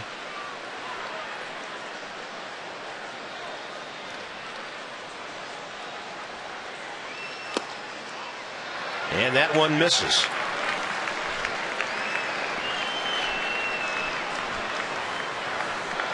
The Nats need a base hit. That's not right at one of the outfielders here. Adam Dunn is not fast. They have good arms in center and right. And that's going to be a fly ball, easy for Gonzalez. The Nationals never seem to be able to get back even with the Rockies, but they get a run and they're down by 1 into the 7th.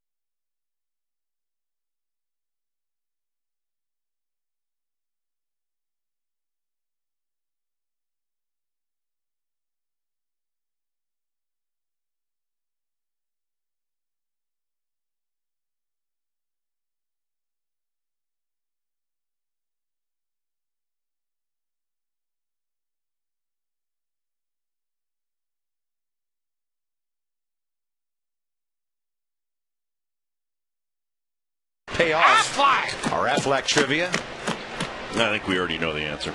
Larry Walker, did you say 379? 379. Wow. The other guy, pretty damn good, though, that Helton, 372. And then the Big Cat, and then Matt Holliday. Evidently some Rosenbag confusion on the mound, and they'll exchange him.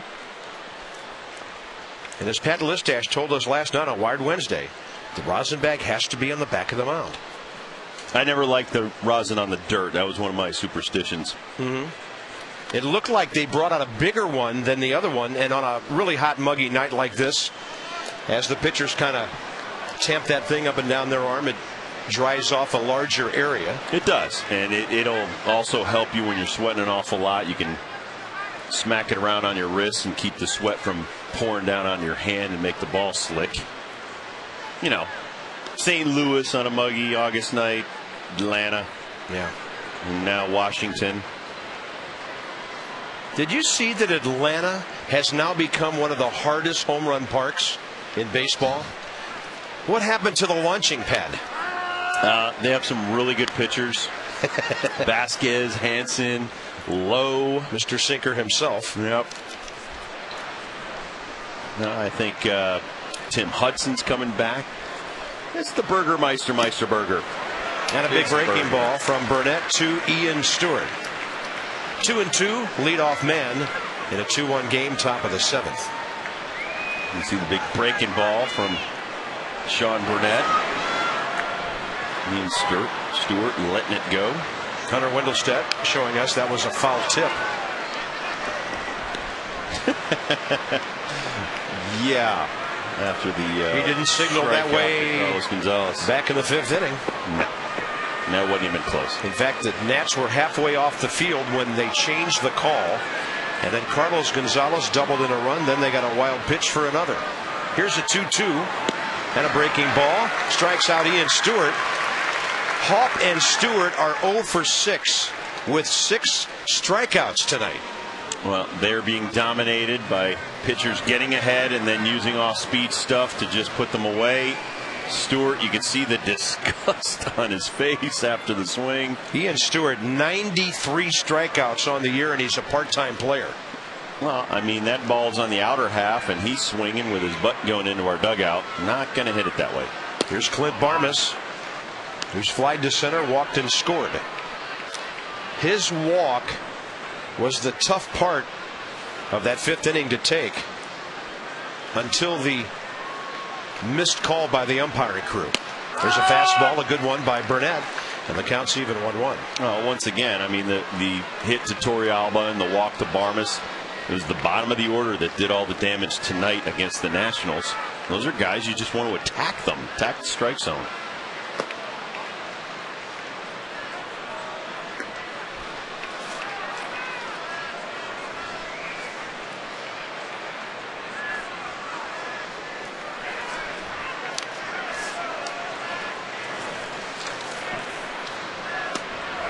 He has him swinging and missing right now.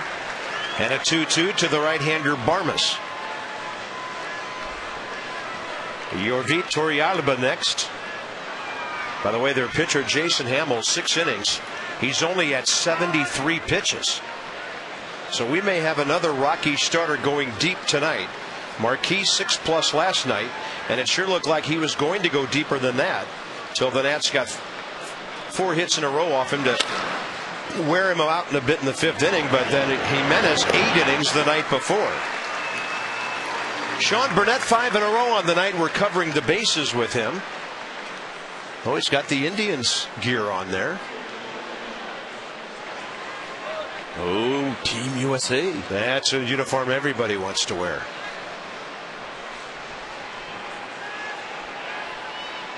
He thought about open wheel racing for a time. He was an equestrian. Yes, maybe a jockey. What a versatile guy. Oh, I'm too tall. Too tall, too heavy? Yeah. What, a jockey's 119 pounds or something, 117? The big ones. Yeah, the big ones. I think one of my legs weighs 117 pounds. I've never told you horse stories, have I? No. No, horses, every time I get on a horse to go horseback riding, the horse tries to bite me. Get off. Oh. Horses are smarter than I thought. Yes, the horses are very smart. Oh, that's funny. Hamill looks like he may stay in. They'll keep a close watch on him in the bottom of the 7th. Heads up. Ooh, it hit off an empty seat over there. Right-hander Matt Daly. in this series, we've only seen 3 different Rocky relievers. Street both nights, Morales and Betancourt last night.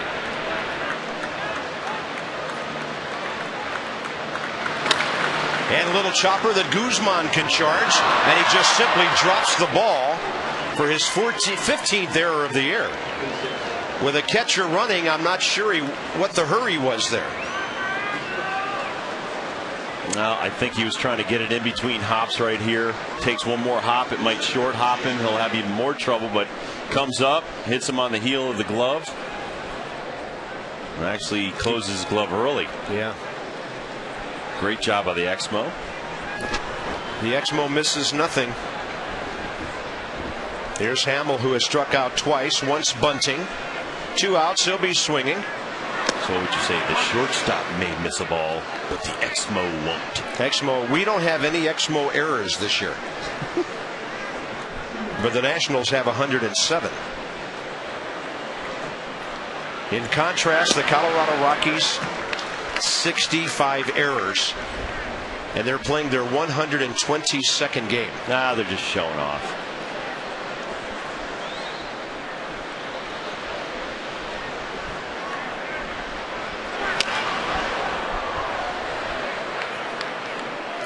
But after the Rockies found out that having mashers and bad pitching didn't work for a number of years, they made a conscious effort in their scouting, their drafting, to bring in fast players, good defensive guys, with some pop in the bat as well. It's really improved their ball club over the last few years. Strikeout number 3 by Sean Burnett. The error does not hurt.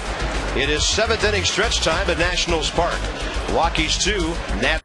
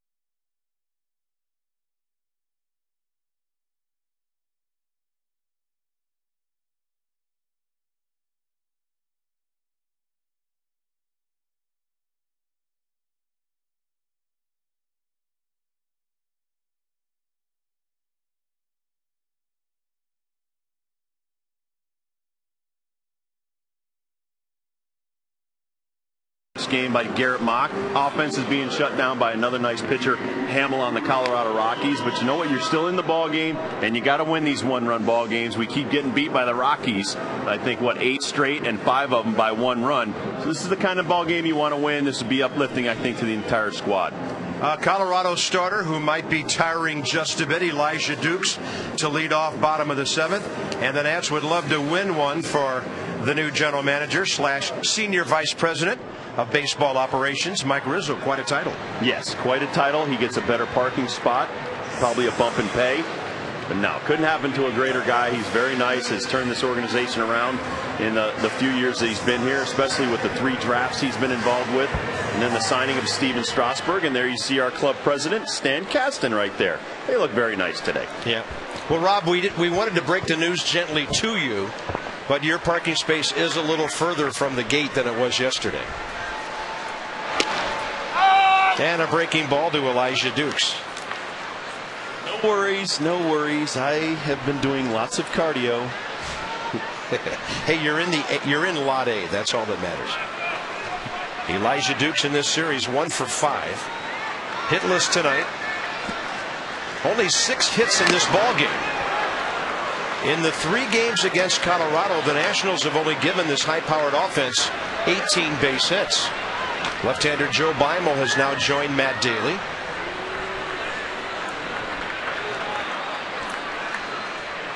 And the 0-2 to Dukes. Front door breaking ball that he lays off. So far, the only work other than Houston Street that bullpen's getting is a lot of throwing on the side. Yep. Tyler Clippard. The Nats need 4 batters to get it down where they can bat for Burnett. And Sean could be finished after 2 innings anyway.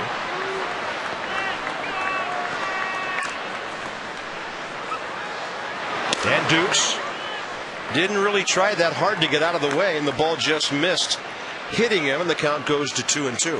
No, I think, Sean Burnett can keep pitching as long as we have more pictures of him as a kid. So we do, and hopefully he'll stay in the game.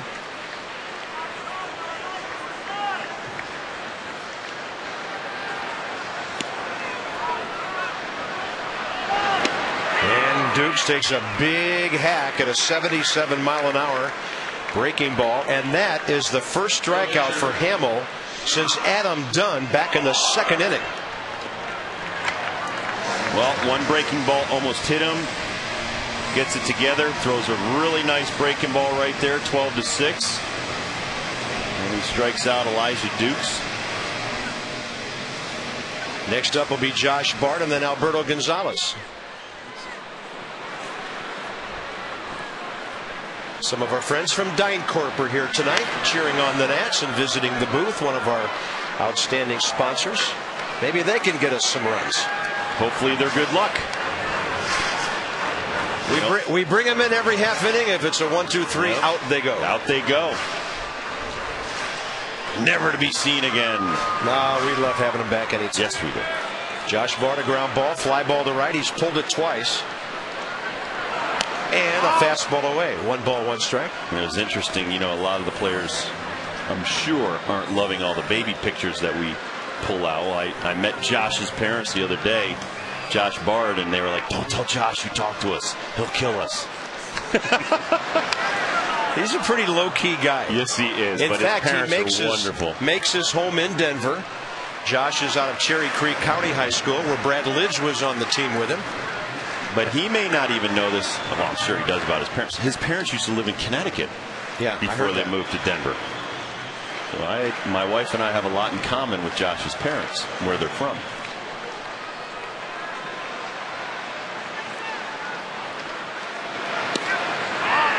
Yeah, always good to know where your parents live in case you get lost.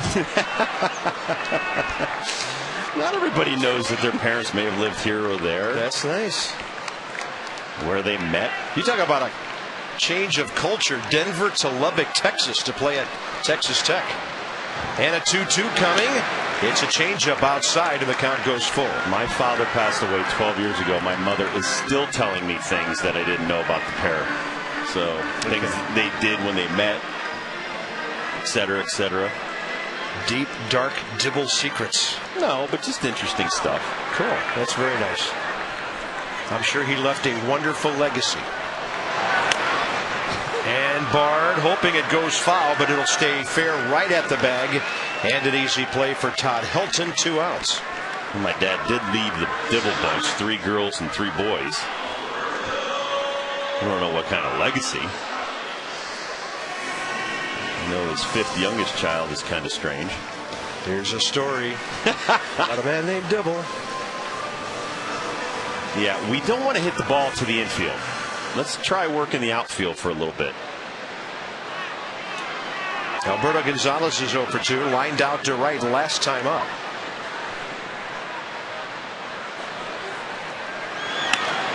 And a breaking ball pulled out to short for Troy Tulowitzki. The Nats go in order. Quiet night with the bats. Top of the 8th coming up. Top of the order for the Rockies, who lead 2-1.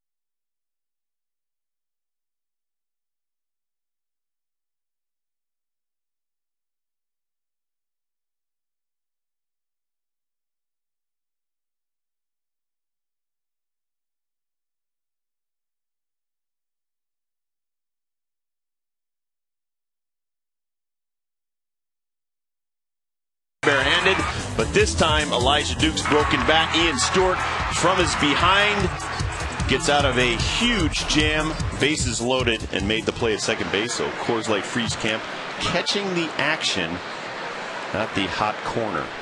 That stab may be the defining moment of the game if the Nats can't come back and tie this game or take the lead. Carlos Gonzalez damaging RBI double last time. That ball sitting right in the batter's box in a foul ball. Now, defining moment could also be the strike three missed call by the umpiring. Yeah, that's true. That led to 2 runs.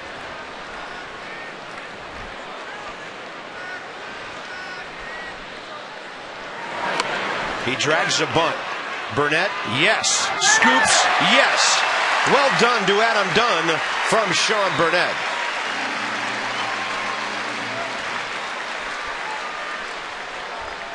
Well, the man warming up in the bullpen for the Rockies hurt his hip flexor muscle.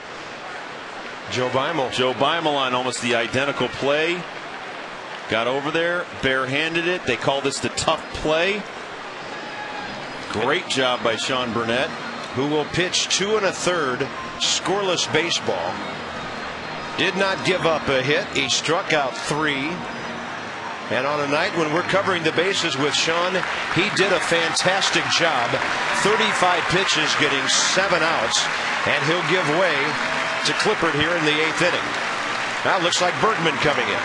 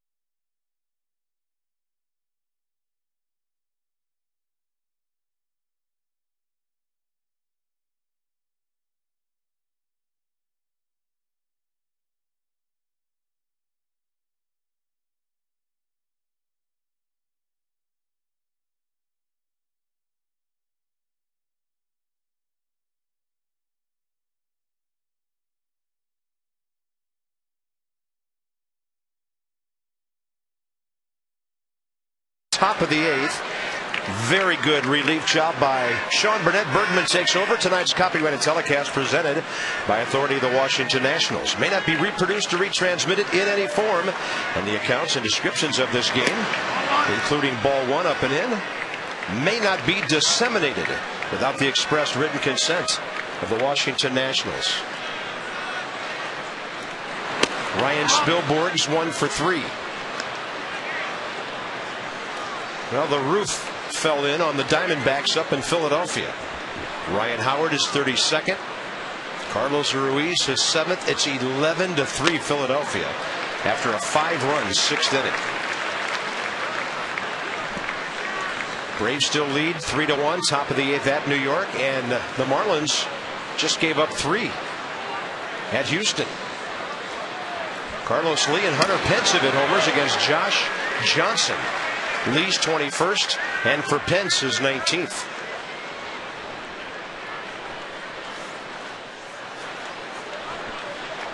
Two and two to Bergman.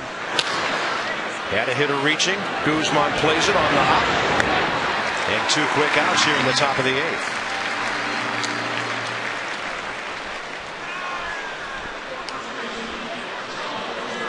Next up, Todd Helton 0 for 3.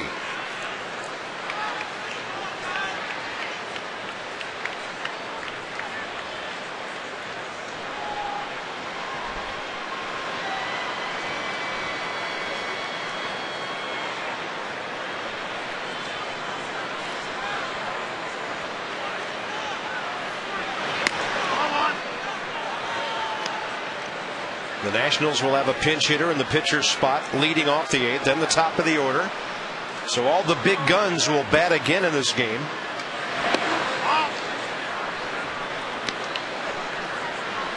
And Bergman goes 2-0 on Todd Helton. 20 appearances since his recall July 4th. And Jason 2-0 with a 2.41 ERA. Got a good fastball, runs to the corner. 20 strikeouts and 6 walks in that time. He's definitely come back with a sense of urgency and has pressed the issue. His four-seam fastball clocked as high as 95 or 96. Great sinker. Still sometimes throws too many breaking balls, but can live with it as long as he's effective. He's got excellent stuff. There's a changeup. Very nice. 3-2. 3-1. Looking fastball or something hard, and he drops in 85 changeup. Speeds up the bat again, now with 93 heater.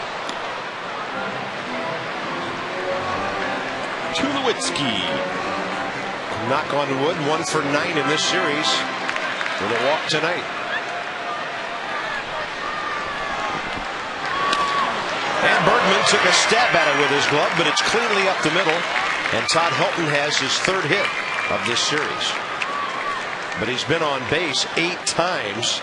The Nats walked him 5 times in the first 2 games, including 4 last night. Well, that's why he's such a good hitter. 3-2, got a fastball, then 3-2 again. He gets a changeup. Looking fastball, can keep the hands back and drive that ball back up the middle. 2,089 hits for Todd Helton in his 13th year.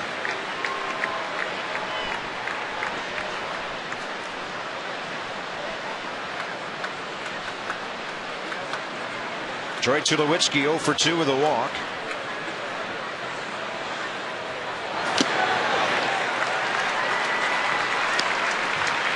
That was late for a breaking ball, and the count's 0-2.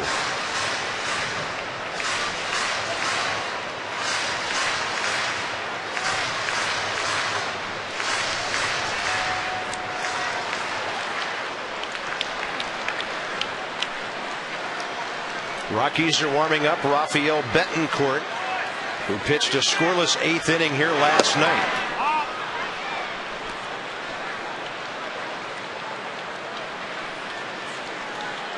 And Joe Beimel has not appeared in this series.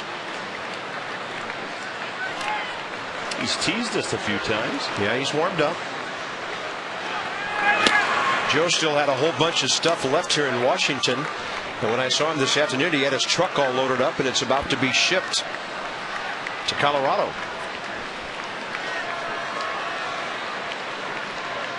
Two and 2 to Tulowitzki.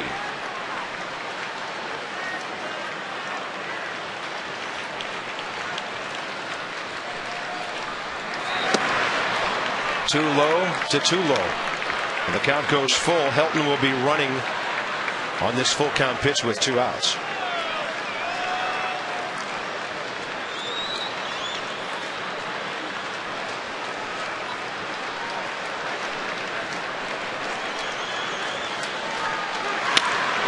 And that ball rifled toward right center. That's going to go to the wall and drive in Todd Helton. Troy Tulowitzki only his 2nd hit of this series, but with his 2 hits he's driven in 3 runs. And the Rockies lead by 2 again.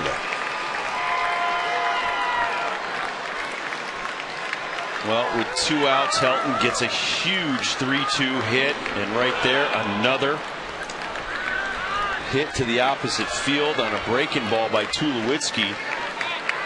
And he said he was late on a breaking ball before. It was almost like he went up looking for a Bergman breaking ball. Double switch coming. Left-handed batter coming up. But it's not Ron Vallone. It'll be Tyler Clippard. Well, the Rockies have been very opportunistic. They haven't scored that much in this series, but the timing of their run's devastating to the Nats.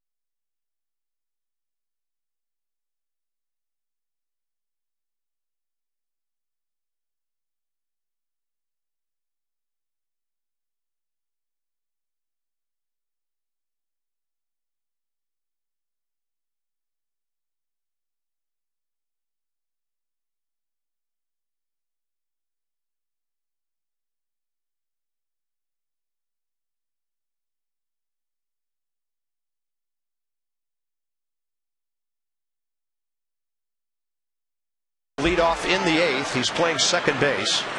And the new pitcher is Tyler Clippard. Something about the 8th inning. Every night the Rockies have scored a run to go ahead by 2.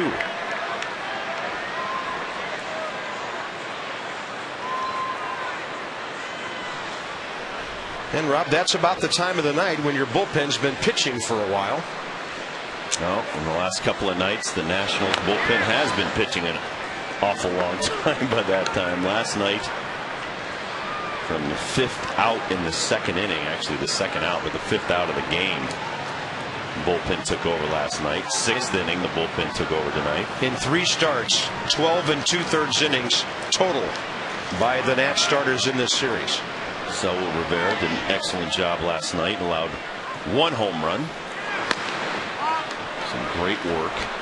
Yeah, he pitched almost 4 innings last night, so we're not at all surprised that he's not available this evening.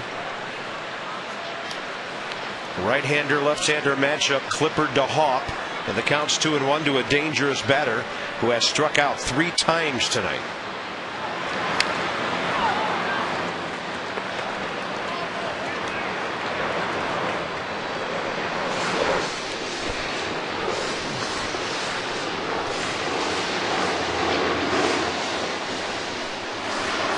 Well, somebody in the big USA chopper wanted to have a look down into Nationals Park tonight. They just about circled the stadium there a moment ago. And a 2-2 to Hop. Instead, Clippard wants to speak with Bard.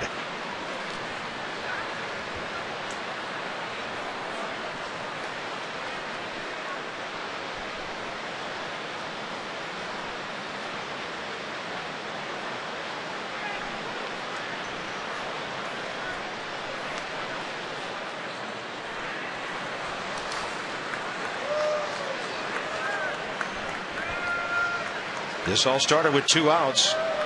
Helton's base hit, Tulowitzki's double. Hop stays alive.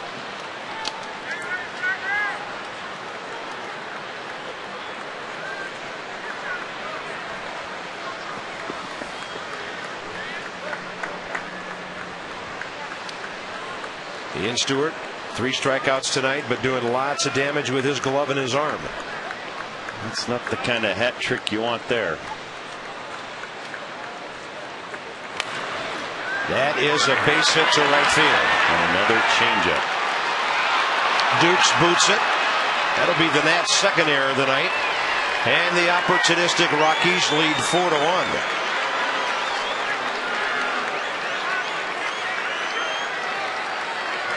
Three consecutive hits with 2 outs. Well, 3 consecutive hits off of second and third best pitches by relievers. Right there, you saw the changeup. Stewart was able to,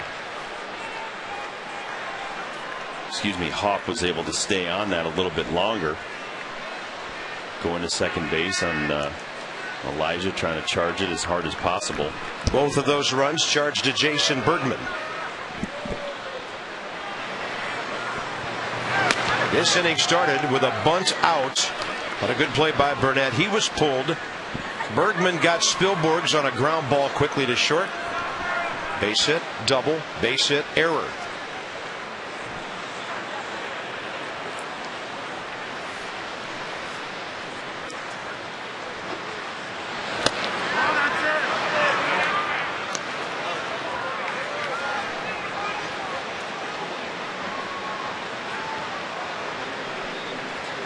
Who would have thought the Rockies would send 6 or 7 men up in this inning?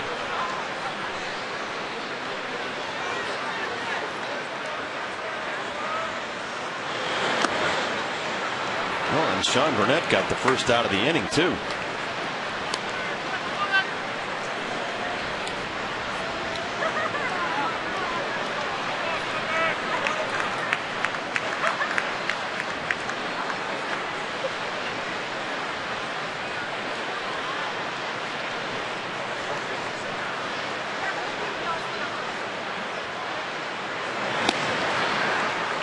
And a changeup, 2-2.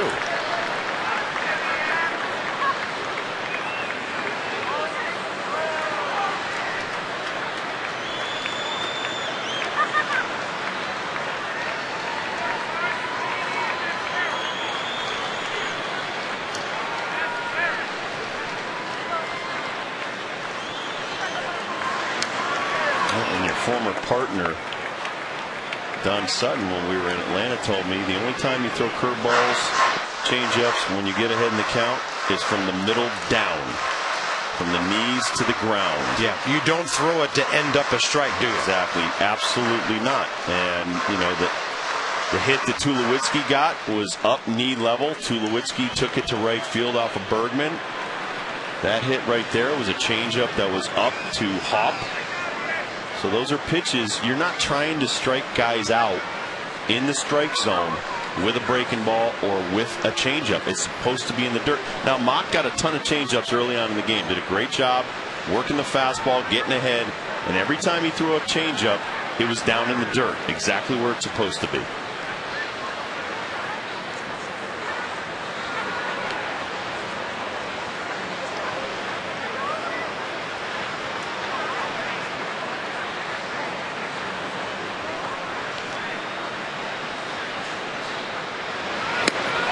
Fastball right by Stewart. Rockies get 2 huge runs in the 8th inning on 3 hits and an error, and the Nats are down by 3 with 6 outs to go.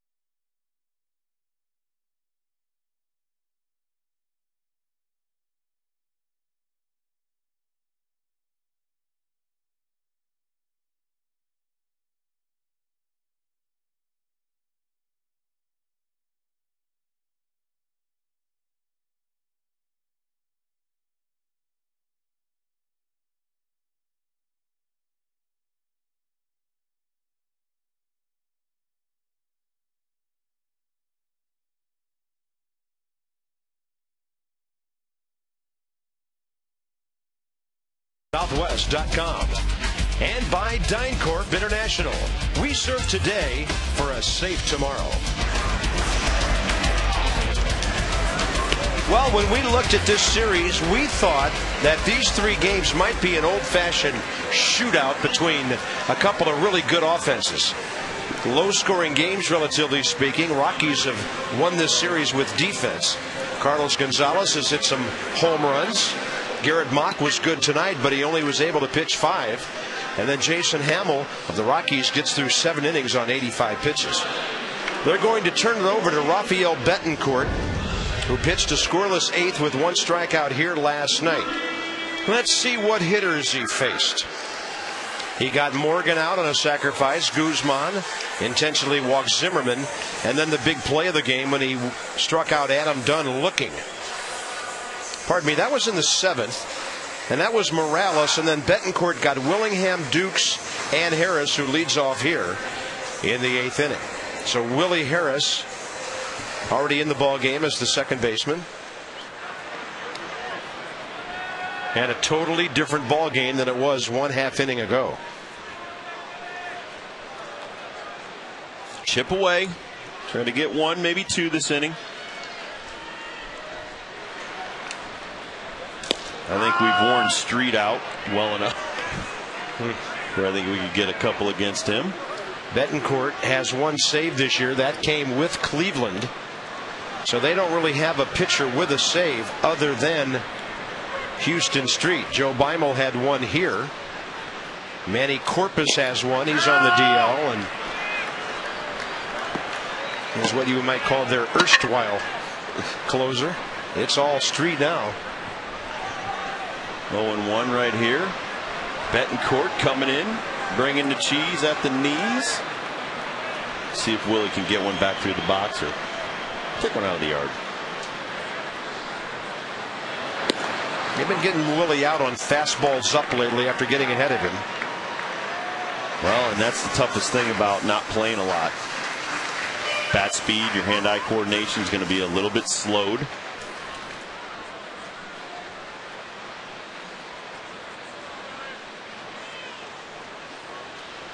See the catcher back there shaking. He'll probably get another fastball. And he's going to be punched out on a pitch that Willie thought was up and away. Well, the catcher has him shake his head like he's looking for a breaking ball, and he comes right back 93 on the black, and Hunter Wendell's stat, even though this is 6 inches off the plate, brings him up, sit him down. Home plate umpire not doing the home team any favors tonight. Oh, no. Top of the order, Morgan and Guzman now. Now, do we have a switch to turn cold water on in their showers? See that? That might be welcome on a night like this. Well, the foul tip call that he missed cost the Nats 2 runs back in the 5th. You know, that cost Mock a lot of pitches that inning. There's no telling. He might have pitched 6 innings or more. But Garrett Mock ended up with a 30-pitch 5th inning after Wendelstedt and the rest of the crew missed the strikeout on Carlos Gonzalez. And this guy's throwing hard. Hey, are you noticing anything here about Betancourt? Power. Nothing but fastball. He's not nibbling around, is he? Not nibbling. He's waiting. Now Willie Harris is still giving it to the umpire. If he gives up a hit, okay, I might work in some breaking balls. He has a 3-run lead right here. I'm just going to throw strikes until the hitter does something.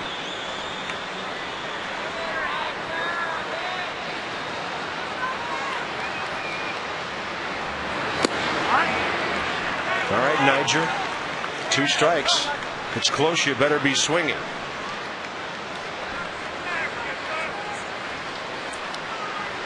Betancourt, a lot of gyrations going on there to try to keep the arm and shoulder loose. He is a little bit older than our youngsters. 34.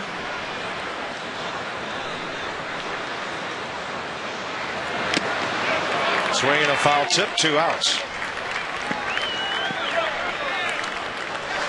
Very simple.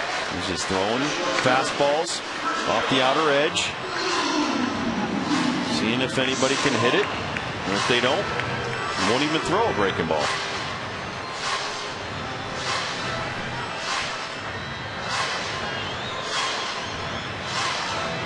Guzman 0 for 3. Fielder's choice, stolen base, scored a run on the Dunn base hit last time.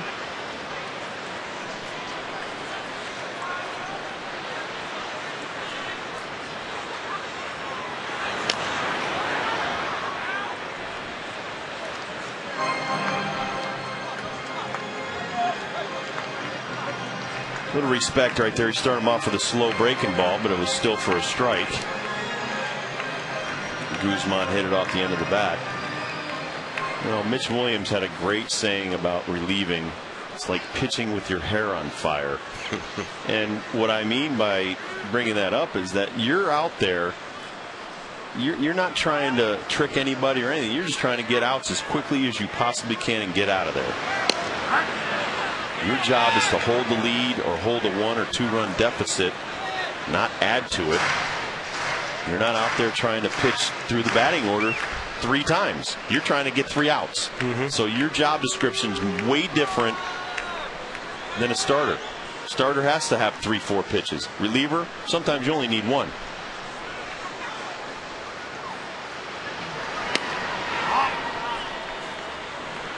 So far, Betancourt's thrown 2 off-speed pitches. He struck out 2 hitters.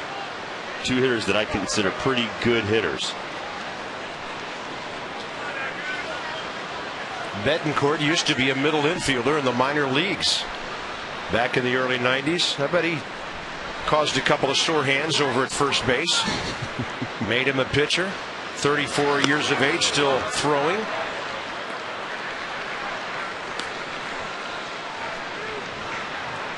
Very close with his former battery mate Victor Martinez, who's the godfather of his 2 children.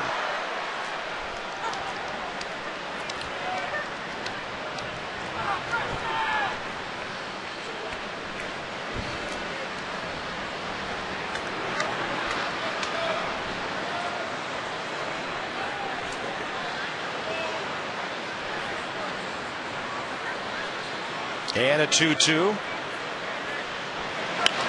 Guzman serves one left field line, and the ball falls right on the line, right in front of Ryan Spilborghs, and the Nats get a 2-out hit with Zimmerman coming up.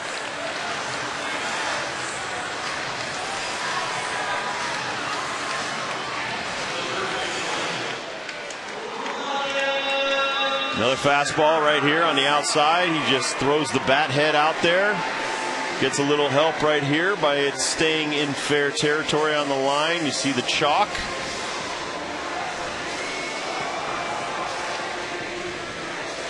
Spilborghs makes a good play keeping that a single.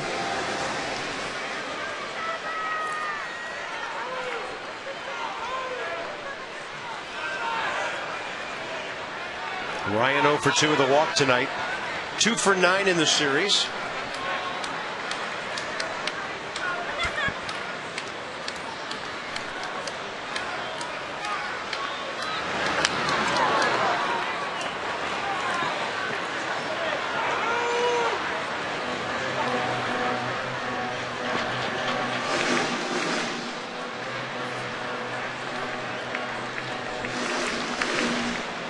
Flags are barely moving on this hot and muggy August evening. Heavy air hanging in the ballpark. And Zimmerman trying to get something done to get Adam to the plate here in the 8th inning. Nats are down by 3.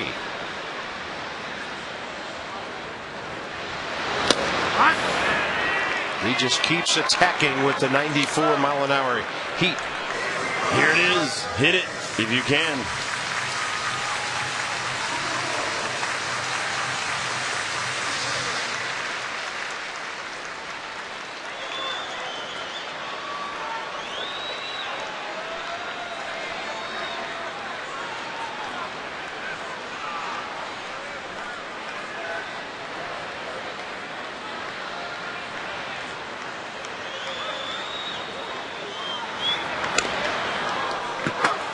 Well, Ryan was sitting in the dugout when Willie Harris got called out. I think Betancourt's a free agent at the end of the year.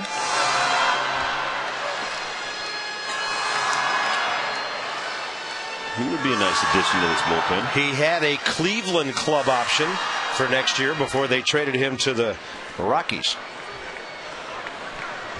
Oh man, he looks like a really good setup guy right now. Yep. He throws harder than the closer. The street.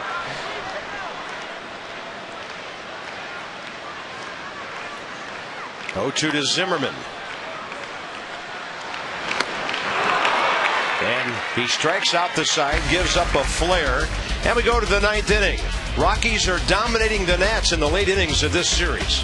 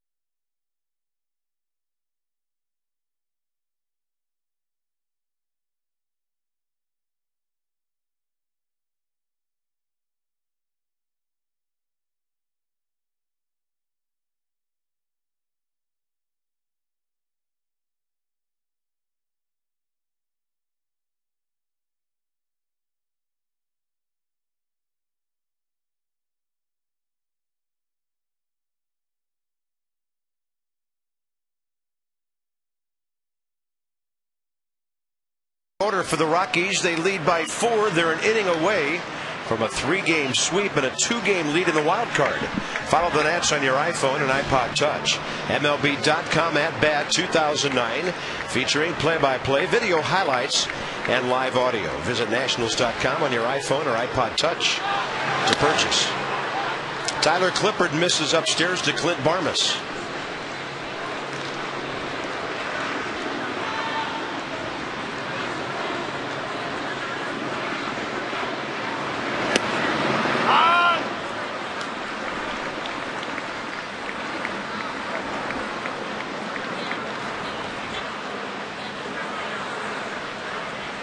Barmas tonight 0 for 2, a walk and a run scored.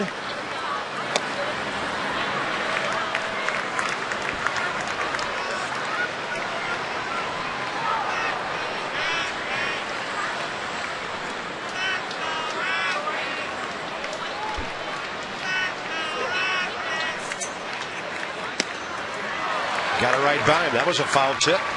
And upstairs for a strikeout. 2 in a row for Clippard. And the first out here in the 9th inning.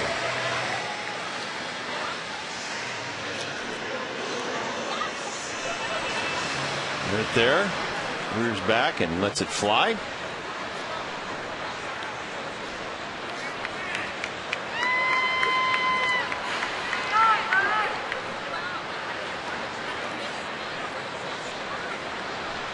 Yorvi Torrealba.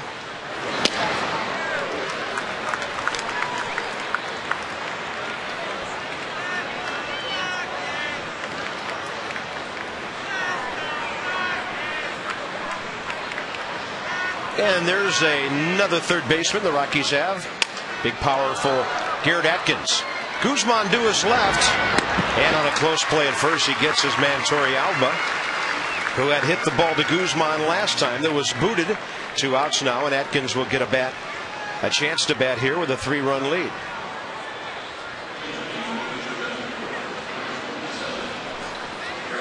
His batting average down at 227.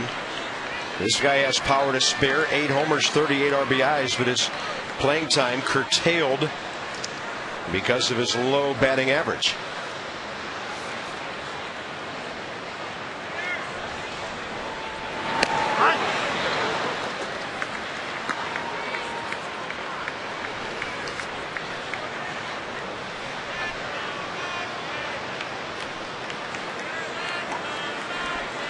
So another scoreless 8th inning for Rafael Betancourt, who gave up a hit but struck out 3 Nationals.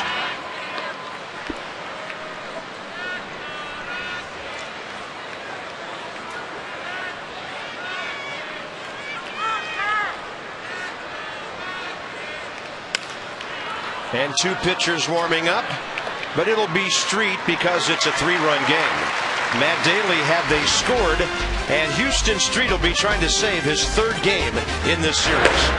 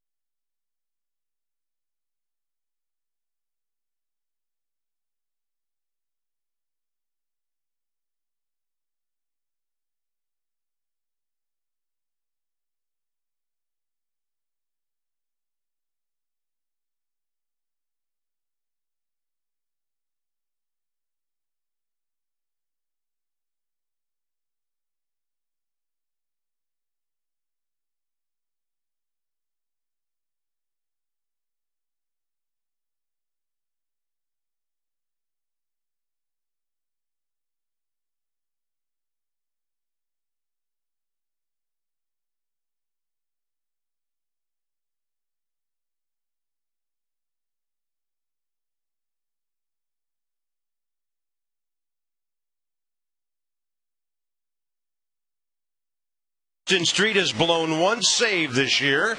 There has been a forward drive of the game tonight. And it was Adam Dunn with the Nats' only RBI back in the 6th inning. Big 2-out double from the Big Hoss. Forward drive of the game. It'll be the only run to this point that the Nationals could score. Good hustle there because Brad Hawk has a cannon on the left side of his body. Adam Dunn 2 for 3 tonight, 87 RBIs. So look at that, 31 saves, only 1 blown all year long, way under a hit per inning, and the strikeout to walk ratio 5-1. That's the closer getting it done.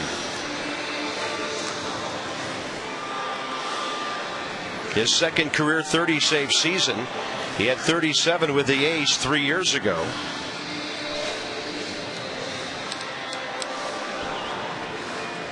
So here's Adam Dunn, then Josh Willingham and Elijah Dukes in the Washington 9th.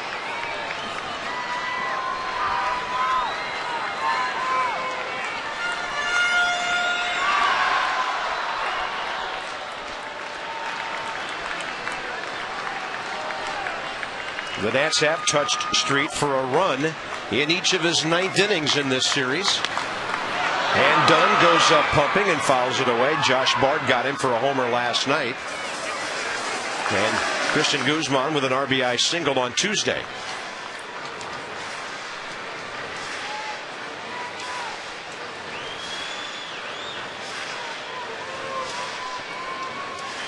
Mets are batting in the bottom of the 9th, trailing Atlanta 3-2. Phillies winning big. Astros trailing by, Marlins by 3 at the Astros in the 7th inning. And that's the rest of the East as the Nats trail 4-1 here.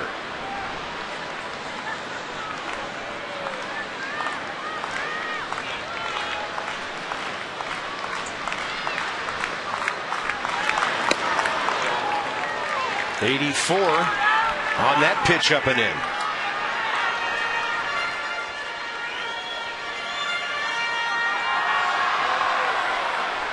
See the change up by Street. Pulling the string after a few fastballs that were moving around the zone. Yeah, the bat was gone before the ball came in the frame.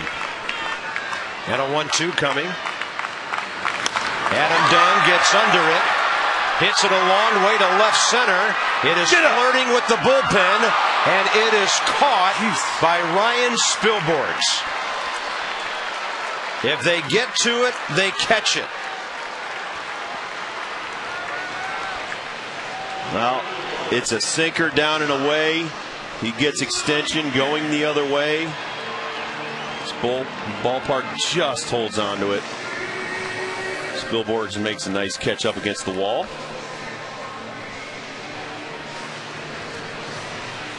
Well, you hate to sit up here in our own ballpark and harp on the other team too much. But their defense has won this series for them already, and now they're trying to use it to sweep the Nats.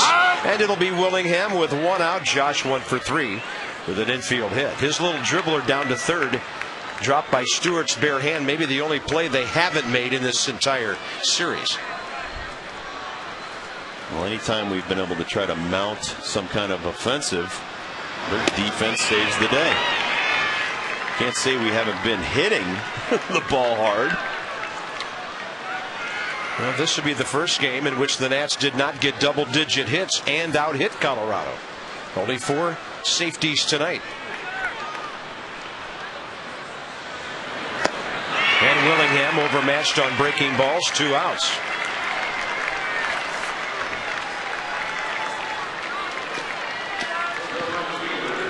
First couple of evenings, Street didn't throw a lot of breaking balls. A little bit more tired. Doesn't think he could probably get a lot of outs with the sinking fastball. Dunn hit that one all the way to the wall, and he stays with the breaking balls to get Willingham.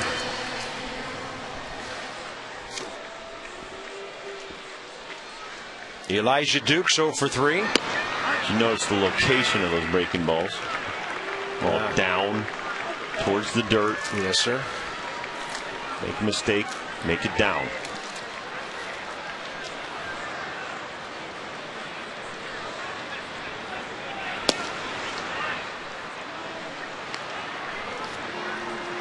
And as we mentioned last night, this guy's only 26 years of age and already has 125 saves.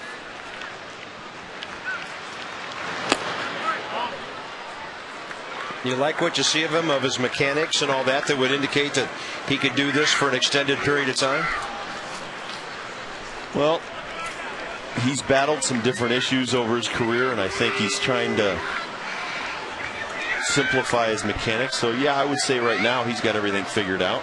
He's got that little leg kick similar to Trevor Hoffman's. Yep. When he brings that left leg up and cocks it. And the count is 2-2 on Elijah Dukes. I mean, everything's down. His changeups are down, his breaking balls are down, the sinkers are down. The worst thing really you're going to do is give up a lot of ground balls or when they put it in play.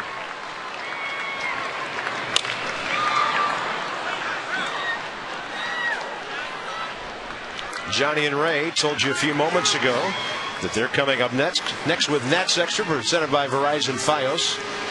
2 effective starts, although the Colorado guy went a lot deeper into the game than the Washington guy.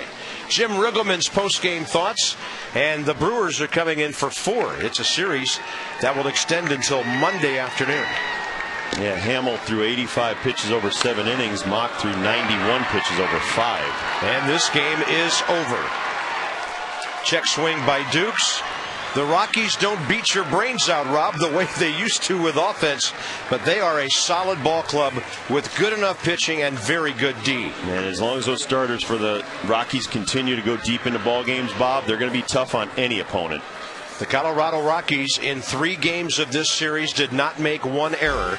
They beat the Nats 4-1 and sweep the series. Join us tomorrow night, Masson 2, Nats and the Brewers for 4. We'll get you going at 6:30 Nats Extra. Visit MassonSports.com for all the latest news.